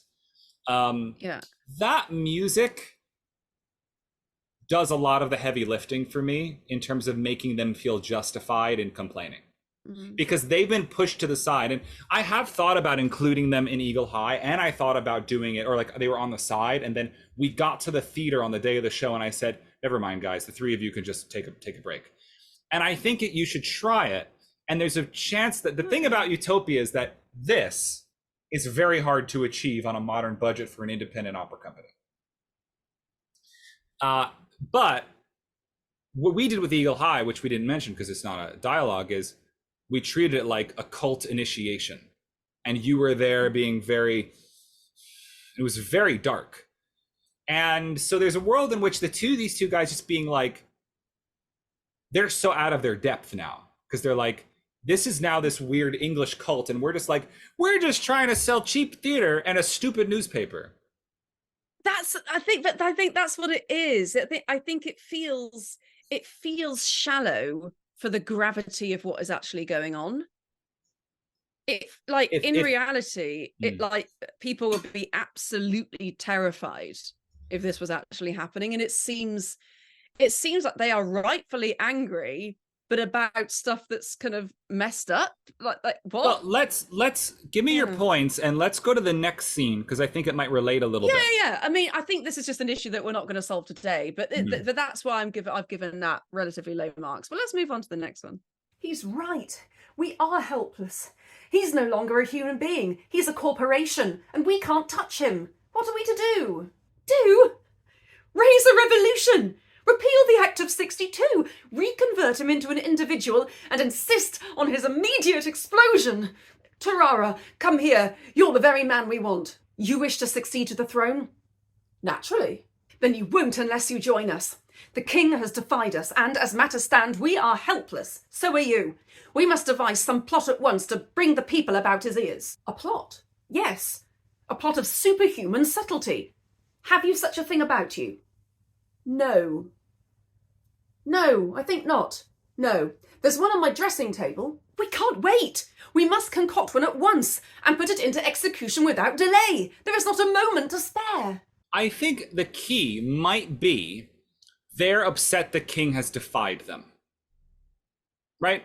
If you value repose and tranquility, you'll revert to a state of docility, or prepare to regret your temerity. They're just basically saying, you used to do everything we said, and now we are upset.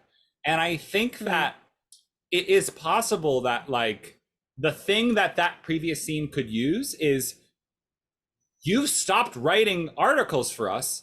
Moreover, you've stopped buying the whole edition. Yeah. Like, that's a thing that was happening in Act 1. Now it's like the editors get flogged, and our 6 of our editors have resigned. If he was writing all those articles, and is there a staff for the Palace Peeper in actuality? That kind of doesn't make any sense. I feel like the Palace Peeper is in it, but the ant, there's apparently an ant in the publishing department. It's like, if it's clear that this paper gets out, but in small drips and drabs. Anyway, the palace paper is one of the most confusing plot devices ever, and wrapping your brain around how all the elements that relate to it work is confusing. I think this scene has again a good energy, and we've trimmed it just slightly.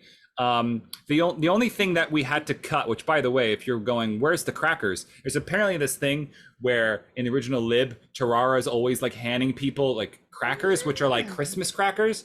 And then he's like, I'm nervous about exploding people, and I'm trying to prepare myself by degrees to doing it.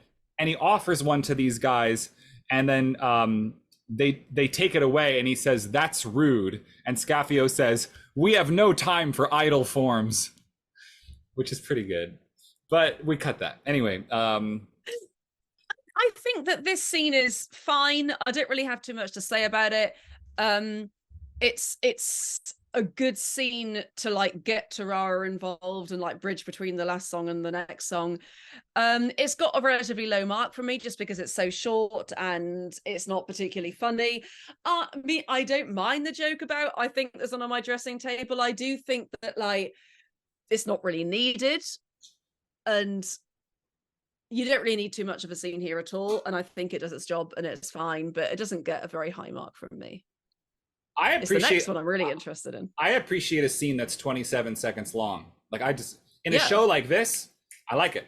And even though I've made some cuts, it was never long to begin with. So with Wily Brungus upon us, Brungus leads us to... Well, what do you think of our first drawing room? One or two judicious innovations, I think. Admirable. The cup of tea and the plate of mixed biscuits are a cheap and effective inspiration. Yes, my idea entirely. Never been done before. Ah! Here come the king's youngest daughters, by George. And with the dragon. The poor dears. Now, is it completely understood? You are not to leave this spot until I return. Yes, Lady Sophie. This morally barren country has left me with an overwhelming multitude of fires to put out. It won't do for young ladies to add fuel to the flames. Yes, Lady Sophie. Remember, dears, this nation habitually tends towards misbehaviour. If it cannot rigidly be tamed, it is best avoided altogether. Keep your eyes cast down, and you'll never need know what you're missing. Dear princesses! Oh, if you please, Lady Sophie has sent us in here because Zara and Captain Fitzbattleaxe are going on in the garden in a manner which no well-conducted young ladies ought to witness. We are obliged to Lady Sophie because she has afforded us the pleasure of seeing you. I don't think you ought to talk to us like that. It's calculated to turn our heads. Pray, be reassured, you are in no danger whatever. But may I ask, is this extreme delicacy, this shrinking sensitiveness, a general characteristic of utopian young ladies? Oh no, we are crack specimens. We are pick of the basket. Would you mind not coming so near? Thank you. Unfortunately, most young ladies are sadly lacking in that demure propriety which is so generally admired in us. Would you stand a little further off, please? And please don't look at us like that. It unsettles us. And we don't like it. At least, we do like it, but it's wrong. We have enjoyed the inestimable privilege of being educated by a most refined and easily shocked English lady on the very strictest English principles. But my dear young ladies... Oh, don't. You mustn't. It's too affectionate. It really does unsettle us. Are you really under the impression that English girls are so ridiculously demure? Why, an English girl of the highest type is the best, the most beautiful, the bravest and the brightest creature that heaven has conferred upon this world of ours. She is frank, open-hearted and fearless, and never shows in so favourable a light as when she gives her own blameless impulses full play. Oh, you shocking story. Not at all. I'm speaking the strict truth. I'll tell you all about her. Okay, I'll have to give some explanation, and then I want to hear all your hot thoughts. So Natan and I were talking about this scene, and it's a little troubly too in the original version. And he uncovered a version where Lady Sophie appears at the beginning of the scene, or like that. There's, again, if you send a message to my beeper, and I'll share with you what we found. But there's some like early libretto evidence of Lady Sophie's presence during aspects of this that make a lot of this journey involve her in a way. and we were just picking at it. So I wrote the brief little interlude scene. I'm not 100% happy with it, but I think there's a world where it makes sense. We cut a lot about the two guys talking about the girls, partly because we made the two guys a couple, so that they just, I don't know, so that the scene wasn't about two old men and two young ladies like you often see, and like it's like this weird coupling. It was more like, here are two guys going, no, we're from England, and Lady Sophie isn't really giving you a fair representation. So that's the main aspect of that scene that we tried to underline, and it gave us this little brief interlude, which again, it has some bearing in a draft version of the show, but it was more of like a description of what happens, and I can find it in a later year, maybe 10 years from now, I'll find that email. What's up with you? And I think that the making them a couple, I think, is a stroke of genius, because it plays into what I was saying earlier about how there's one rule for these guys and one rule for like the common people of England, because what you do behind closed doors, no one's going to bother you about. And it's just so in my mind, I mean, because I didn't really do this because it was hard to do this with just me, but it could be like, guys, you don't actually have to do this, like no one actually does it. It's like how I watched this really interesting documentary about the other day about on Netflix, actually, just about how much homosexuality there was like in the Nazi party in like before Himmler came in, and like how it was very much that like ancient Greek mentality, like, oh yeah, macho, like men, we're all men together, and it kind of sometimes crossed over into like quite sexy things. And it just goes, but like all the same, at the same time, the Nazi party themselves, while being like rife with homosexuality, was saying it was wrong. And it seems like it's that kind of thing. It's like, and it's not even just related to homosexuality at all. It's more just it's the idea that we are imposing Britishisms and Englishisms upon not only our people, but on every other country in the world. But when you do it, we kind of laugh at you for it. That actually, well, we didn't expect you'd actually do what we said. And they're princesses. And also these guys are just kind of cool, nice guys. It's not their fault. And like, they're probably just as baffled as I think a lot of people would be seeing Nakia and Kaliba. They're like, what? You think this is English? I was like, well, yeah, they've been taught English etiquette. The way they're acting is what they've been taught is the way that English people should behave. And that is like true. But they're saying, oh, no, you don't have to. It's fine. You don't have to. But that, again, it's like, it's very sweet. And it means it's like a nice story for those four, and especially for the two girls. And I loved seeing this in your version, because they just looked so happy when they realized that they could actually be free and not be constrained by this. So it's like a nice part of a tragic story, but the fact that they're not confined to these rules, but obviously everyone else in Utopia would be, is kind of also a bit of a tragedy in itself. I think as long as you can get this scene through where it's not lechy, I'm pleased. Yeah. And I gotta say, I love the atmosphere of the previous number ends, and then it's like the moon is out, and these two guys just wander into the scene, and they were holding hands. I thought that was sweet. It was just nice, like, what, like they just finished hosting a party. So how do you think the party went? I think it was good. What do you think about that plate of biscuits? That no one's ever done that before, which I love, because obviously everybody eats cookies. I love it. So yeah, and again, I think that like the reminder of what Sophie's all about is kind of helpful. So she would come on stage, the guys would kind of like hide in the corner for a second. Yeah. Oh, I remember now. There's a thing Gilbert wrote where like the guys hid in bushes, and then Lady Sophie had a scene with the girls. Like, so this existed somehow, and I just don't remember. Yeah. I can check in one of my books, but you and I Because I got bigger remember you fish to fry. saying that you didn't make up the fact that there was a conversation. You just kind of wrote the conversation. I think so. Yeah, and like they just Yeah. observe it, and then Lady Sophie leaves, and that and then she's like putting out fires everywhere. She's like, this whole place is, I'm still a work in progress. Obviously, her standards are different than everybody else's, so she's the only one with an issue.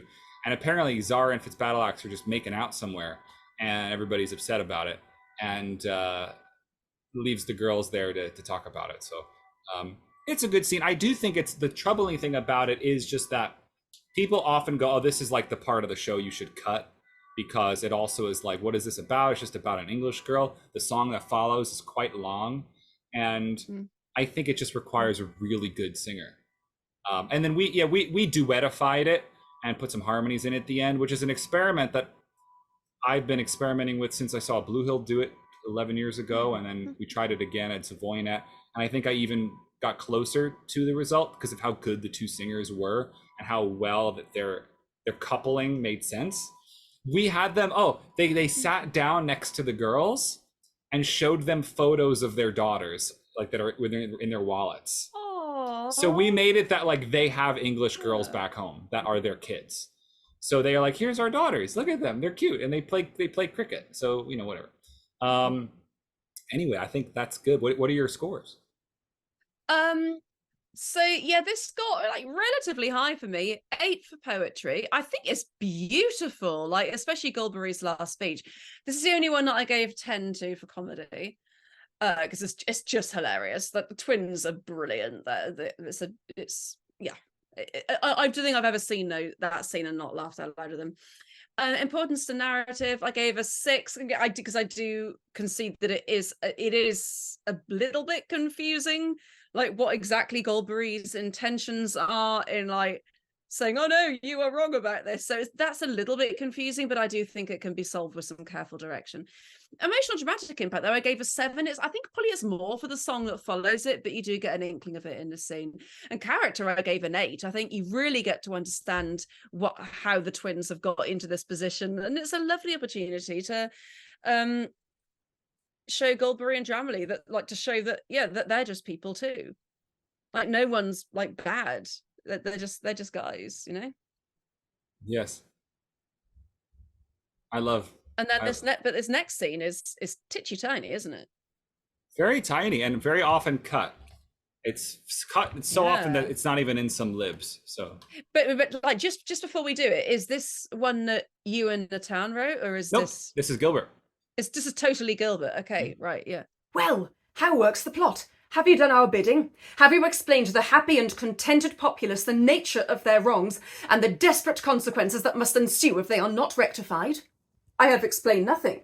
I have done better. I have made an affidavit that what they supposed to be happiness was really unspeakable misery, and they are furious. You know you can't help believing an affidavit. Of course, an admirable thought. Ha!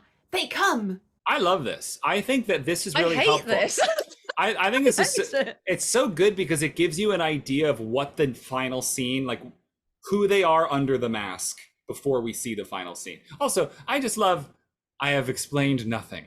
And you cannot believe in an affidavit. That just tickles my funny bone. Why do you hate about it? Again, I just think it's like a really jarring bridge from the last song to the next. I just find it's demeaning the very real stakes that are going on here.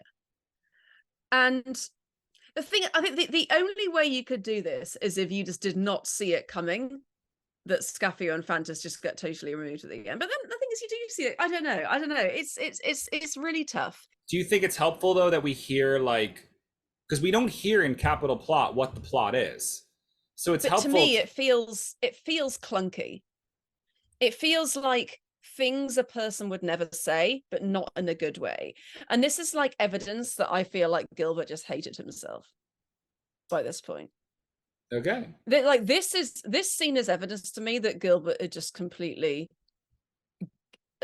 like lost all faith in himself, even like just temporarily. Well, the darkness of this thought that what if the entire populace read an affidavit that told them they were not happy?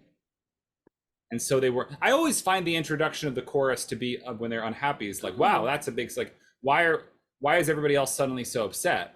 Now, that in itself doesn't need to be explained during the song. That can be part of the fun of that next song that comes when the chorus comes in. Because then when Scapio explains what's wrong, they can say, yeah, this stinks. The thing that's tricky is we have to imagine that time has passed since the drawing room. Okay. So it has to feel like Act 2 takes. A lot of times in GNS, the shows kind of feel like, the really concise early shows feel like two scenes. A scene and a scene. There's no real like break. And a lot of times in this show, it feels like people leave the stage and then new people show up and it's a whole new era. I do think there is a way that this could work. It's just a bit too abrupt for me. It's because like you saw how they were puzzling and the height of the stakes and the amazing like couple of trios we had, one following the other, which I now like both of those, by the way. And it's just, now they just come on and they've apparently solved everything in 3 lines. And like, yeah, we are yet to see if the plan works, but it's like, I don't know. This is another one I can't quite express why it is that I find it so jarring. Maybe I just want to see Scapio and Fantis as a bit more layered. But they just seem to be like really two-dimensional in these last 2 scenes. They're very tough. And like Gilbert really set them up as being these rich, interesting characters. And others like, ha ha, I have a plan. Let's do that. Oh yes, everyone believes in affidavit. Ha ha ha. Whereas like before, they were like 2 real people having conversations, feeling stuff about things, and like feeling emotion and being invested. And now it's just like blah blah blah blah blah blah. I think I don't buy it. My justification is maybe like a reverse of the King's Journey. Like they're losing all sign of reality and it's making them act more cartoony than they used to. They used to be so controlled. Now they're like, we gotta. I gave it a 4 for poetry, a 5 for comedy, 6 for importance to narrative, 4 for emotion and dramatic impact, and a 4 for character. Good. What means this unmannerly interruption? Is this your gratitude for boons conferred? Boons! Bah! A ficco for such boons, say we. These boons have brought Utopia to a standstill. Our pride and boast, the army and the navy, have both been reconstructed and remodelled on so irresistible a basis that all the neighbouring nations have disarmed, and war's impossible. Your county councillor has passed such drastic sanitary laws that all the doctors dwindle, starve and die. The laws, remodelled by Sir Bailey Barr, have quite extinguished crime and litigation. The lawyers starve, and all the jails are let as model lodgings for the working classes. In short, Utopia, swamped by dull prosperity, demands that these detested flowers of progress be sent about their business and affairs restored to their original complexion. Is this your will? Yeah. My daughter. This is a very unpleasant state of things. What is to be done? I don't know. There's something wrong. I don't understand it. Is everything at a standstill in England? Is there no litigation there? No bankruptcy, no poverty, no squalor, no crime, no sickness? Plenty. It's the most prosperous country in the world. We must have omitted something. Of course! Now I remember. Why, I'd forgotten the most important, the most vital, the most essential element of all. And that is? Government by party. Introduce that great and glorious element, at once the bulwark and foundation of England's greatness, and all will be well. No political measure will endure, because one party will assuredly undo all that the other party has done. Inexperienced civilians will govern your army and your navy. No social reforms will be attempted, because out of vice, squalor, and drunkenness, no political capital is to be made. And while grouse is to be shot and foxes worried to death, the legislative action of the country will be at a standstill. Then there will be sickness in plenty, endless lawsuits, crowded jails, interminable confusion in the army and the navy, and in short, general and unexampled prosperity. Hurrah! Hurrah! Baffled. But an hour will come. Your hour has come already. Away with them, and let them wait my will. Tarara, You deserve some compensation in exchange for the privilege of blowing us up and succeeding to the throne. And so, in view of your valuable service opposing the reigning ruler on all points, in the hopes that you may someday succeed him, we appoint you leader of the opposition. But I object. So devoted to your duty already. From this moment, government by party is adopted, with all its attendant blessings. And henceforward Utopia will no longer be a monarchy limited, but, what is a great deal better, a limited monarchy. Wow, that's the end. So, okay, I'll just say, first of all, Okay. I'll say, first of all, that I got two main things to say. So I do really like Natan's stuff about the leader of the opposition. However, in my version, I don't know if it would quite fit the tone of what I want to achieve. I almost do. I think the joke is great, but I don't know if I want there to be a joke there. Well, personally. let's take a second and talk about that. Can you hold? Do you have your second thought on deck? Yeah. Okay. So well, let me just kind of say briefly what it is, because perhaps you can solve this in one breath.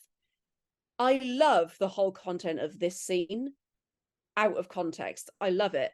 However, this scene being the truth involves the actual initial utopia before English people coming as like having crime in it and like poverty and wars and like what? I don't buy that really. And this is where Utopia Limited is confusing. These scenes in the second act, which like it doesn't seem like Gilbert really knew exactly what his focus was. But having said that, I think that they should work from this scene and go backwards, to be honest, because they've got it nailed in this scene. I think this scene, for what it is incredible. I think it's perfect. It's the best. It's the most biting end to a GNS opera that there is of all of them. I love it. I 100% agree. I think the scene is incredible, and I've included almost all of the blue text, which is the text in the Bretto online. That's like even darker stuff that I think they cut because they were worried about it, which happened a lot, I think. So I'll speak first about the Tarara ending. As it stands, the Tarara ending is blue text in the archive libretto. Here's what Gilbert originally wrote, which then got cut at some point. Tarara has come away with them and let them wait my will. Tarara, you deserve some compensation in exchange for the privilege of blowing us up and succeeding to the throne.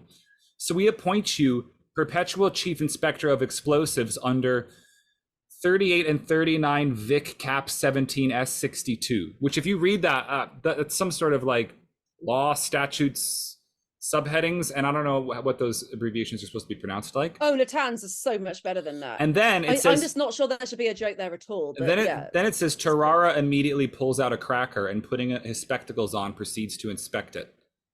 That's the final joke in Utopia Limited that Gilbert wrote. Is right. He inspects a Christmas cracker. Now here's the thing. I think Natan's joke isn't just a joke. We read it again. Tarara, you deserve some compensation in exchange for the privilege of blowing us up and succeeding to the throne. And so in view of your valuable service opposing the reigning ruler in all points in hopes that you might someday succeed him, we appoint you leader of the opposition, but I object, so devoted to your duty already. Leader of the opposition is the person in the other political party. In order for government, actually, I guess it is that as well as being funny, it is also it's finishing. If government by party is set up, so this is what I imagined it to be, for what it's worth. I imagined that you become prime minister and Tarara is leader of the opposition and I am the king. If we follow an English model, that's how I imagined it's supposed to go. Does that sound right? Yeah. So, and the thing about Tarara is he has no denouement, and that's why I hate Dick Deadeye, and you handled it very nicely by just having him in the staging. My original denouement back from when I first heard this show, and you have this ba da da da da da da da at the end in the brass, I thought, well, that's such a dark last few measures. Something crazy's got to happen, and I just heard in my head Tarara shows up with a giant bomb and blows up everybody. That's undoing all of the satire though of like, oh no, they're headed for even worse waters, which actually I thought, as much as I wanted this ending where Tarara's like, they forgot about me, I'm also a conspirator, I will have the last laugh and I'll finally blow the king up, struck me as an interesting, like the king's shaking people's hands, Tarara hands him a dynamite thing, curtain, blackout, explosion, the show ends with no survivors. Pretty dark, but I think that that's less dark in a way because it's cartoony than what if they remain affected by the English forever. I've got a really great idea for the end, but I'm not going to say what it is in case I do it, but I've told you what it is. I will, yes, you will have to remind me, but I'm sure it's great. I will. I'll remind you off camera. But like, what do you think about the other thing that I said about how... Oh, I'm getting there. Yeah. Okay, so I'll just mention the other adjustments we made. It is down with the flowers of progress, which is what an all line is, was changed just which is really regular. And then we took out grouses to be shot and foxes worried to death. Partly because changed it to something more current, didn't we? Yeah, I mean, because that basically it's what do politicians do when they should be doing politics? They go hunt. And the thing is, we already had the thing about foxes, so does it make sense that there are foxes now? The thing is, we changed it to golf is to be played and dissension is to be spread through appearances in the news media, which was clunky. It took us a while to get to that, but it was like, what do politicians do? They show up on the news when they don't need to be, and they play golf. So that's a very American joke relating to our climate. But so regarding what was Utopia is, to me, the defining question of this show is, what is this place supposed to be? And we played around with, what if Utopia is America? What if Utopia is England and the Utopians are American? I mean, the English are American. What if you do a Julia Jellicoe and like switch things around in a very wacky way? It's tough because you'd have to just start to change in text or expect the audiences are hip to it. If King Paramount supplied everybody with their wants at the beginning, would there have been crime and problems and all of these things? And so it almost feels like those problems would have had to have been concocted and then solved within the span of a month, which is so if affairs are going to be restored to their original complexion, this is the joke that Gilbert's wanting. He wants the problem to be, I must have omitted something. Why are we not like England? Oh, if we have government by party, then we'll have a gigantic mess like England and we'll look like England. And if everybody believes objectively that appearing to operate like England is good, then squalor and drunkenness is also good. I don't think it could have been the case that Utopia had those things before. It's just sort of weird because then why else would, I mean, you would need doctors. That thing makes sense. War is impossible. We do know that Utopia, I mean, King Paramount's song, stupendous when we rouse our foe. Strike. But so resist. So it's all about like, we've got the ability to tear people up, but then we also have to invite the cops, I mean the Navy and the Army, over to like help teach us to. It's a confusing show, and it's hard to answer the question. Maybe like Utopia is kind of getting there, and they've got some really great ideas, but they are essentially quite young and a bit scrappy. Like maybe they've not quite fully formed who they are yet, but they're probably further along than anybody else. They're lazy. It could be that you take that angle because it is meant to be a utopia, and like they're playing around with stuff, and like as you say, they've been trying experiments, and maybe they really weren't perfect. Maybe there were some issues with crime. Well, listen, there must have been, but the king still supplied people with what they wanted. restored to their original complexion is remember, they've lied to the populace. That's why the affidavit's helpful, I think, is that it proves that none of this is necessarily 100% like truth, that everybody just agrees with it because they're fools. But the original complexion in Scafio and Fantas's eyes is, we want the king under our control and we want our businesses back. Yeah. So they don't really need the things they're talking about. Scafio and Fantas don't really care about those things. I mean, I think one of the darkest lines, all jails are let as model lodgings for the working classes. Like, how terrible is it that we're giving people a place to live? That's incredible. And so he's sounding much more like a right-wing nut than anyone. So it's basically, at the end of this show, everybody is on the wrong side. That's the thing. It's confusing in terms of character. That's where it loses a couple of marks for me. And also, what is the ending for the two guys? They just get taken away. And gosh, I still agree. I think we agree. If we could see any opening night, would it be this one? Because I'm so interested to see. We would answer so many questions to know, like, what was the tone of the finale? To what extent did Gilbert? Because I see so many videos of this show online, and the finale is like so flat. Everybody just waves their flags, and it's normal. Whereas it should feel like a new regime has taken over, and it's not necessarily a good one. It's really hard hitting. It's the most tragic of all the endings, like 100%. This society is ruined. Because like with Jack Point, like at least only he dies, and he doesn't even necessarily have to die. Whereas this is like a whole culture has been erased. I hope that what we've done today is open up over this conversation a really good comments section. And because I think that you and I are both, I want to mount the show again. You want to produce it soon. So we need more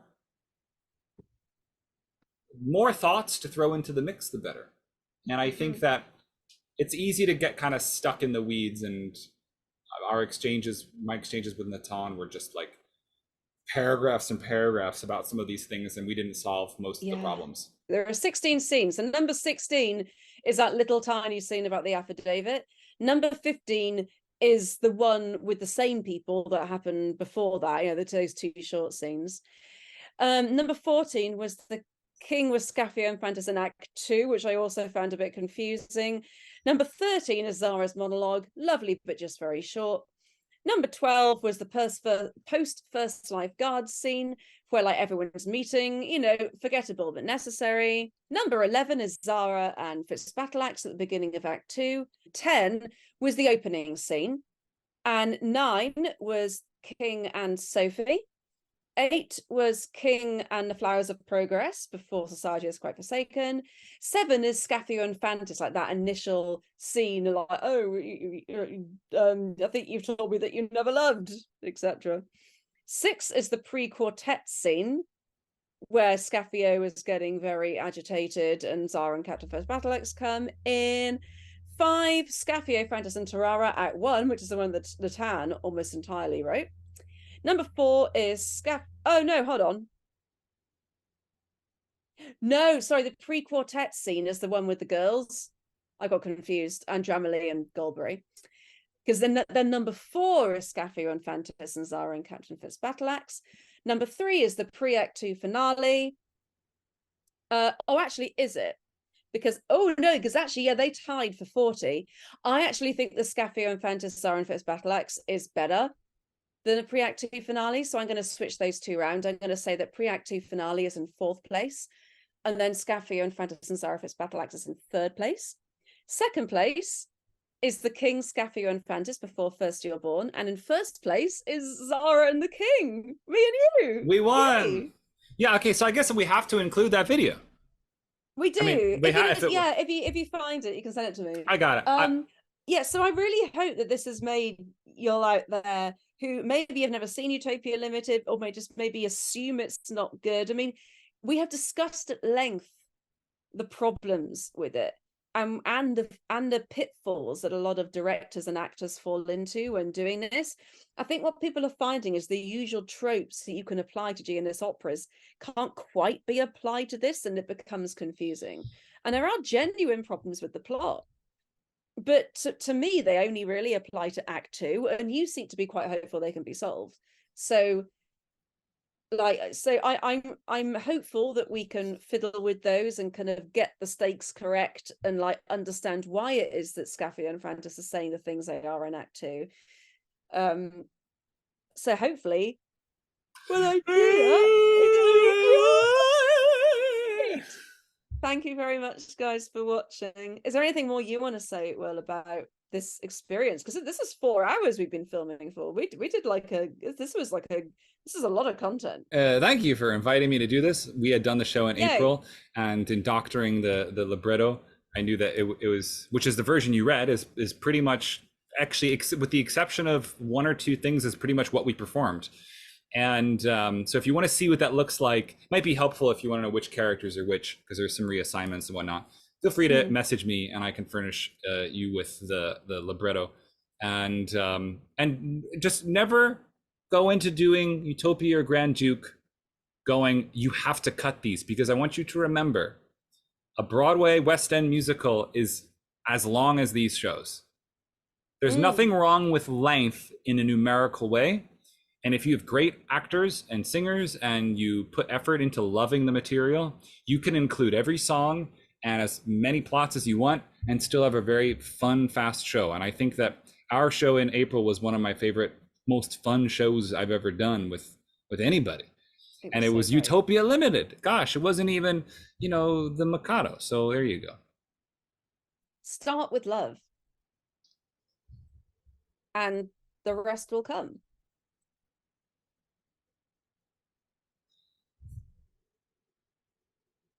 My God, at last we are alone together. Yes, and I'm glad we are, because I want to speak to you very seriously.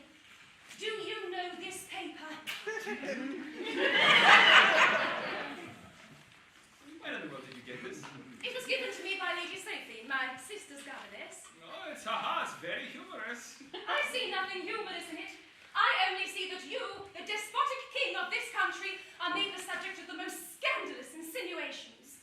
Why do you permit these things? Well, they appeal to my sense of humor. Well, it's the only really comic paper in Utopia, and I wouldn't be without it for the world. If it had any literary merit, I could understand it. Oh, it has literary merit. My dear father, it is mere ungrammatical twaddle. Why do they represent you as such a big nose? Well, the fact is that in the cartoons of a comic paper, the size of your nose always varies inversely as the square of your popularity. It's the rule. Well, then you must be at a tremendous discount just now. I see notice of a new piece called King Tuppence, in which an English tenor has the audacity to personate you on a public stage. I could only say that I'm surprised that any English tenor should lend himself to such degrading personalities. Oh, he's not really English. As it happens, he's a utopian. He only calls himself English. Calls himself English? Yes, bless you. They wouldn't listen to any tenor who didn't call himself English. And you permit this buffoon to caricature you in a pointless burlesque.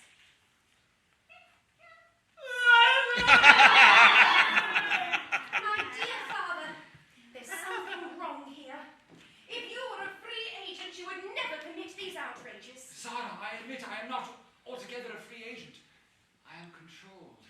Nominally a despot, I am between ourselves the helpless tool of 2 unscrupulous wise men who insist on my falling in with their wishes and threaten to denounce me for immediate explosion if I remonstrate.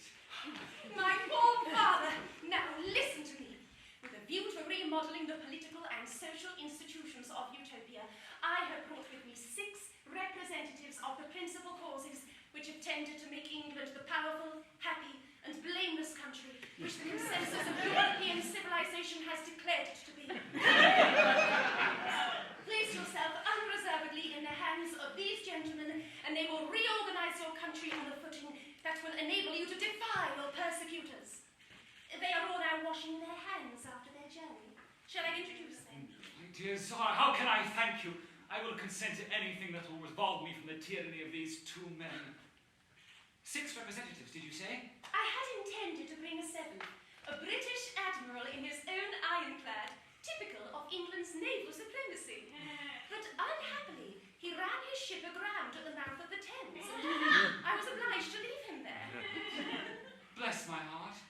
very unlucky.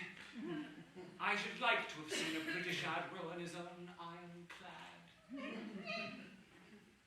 What ho! Within there! Summon my court without an instant's delay.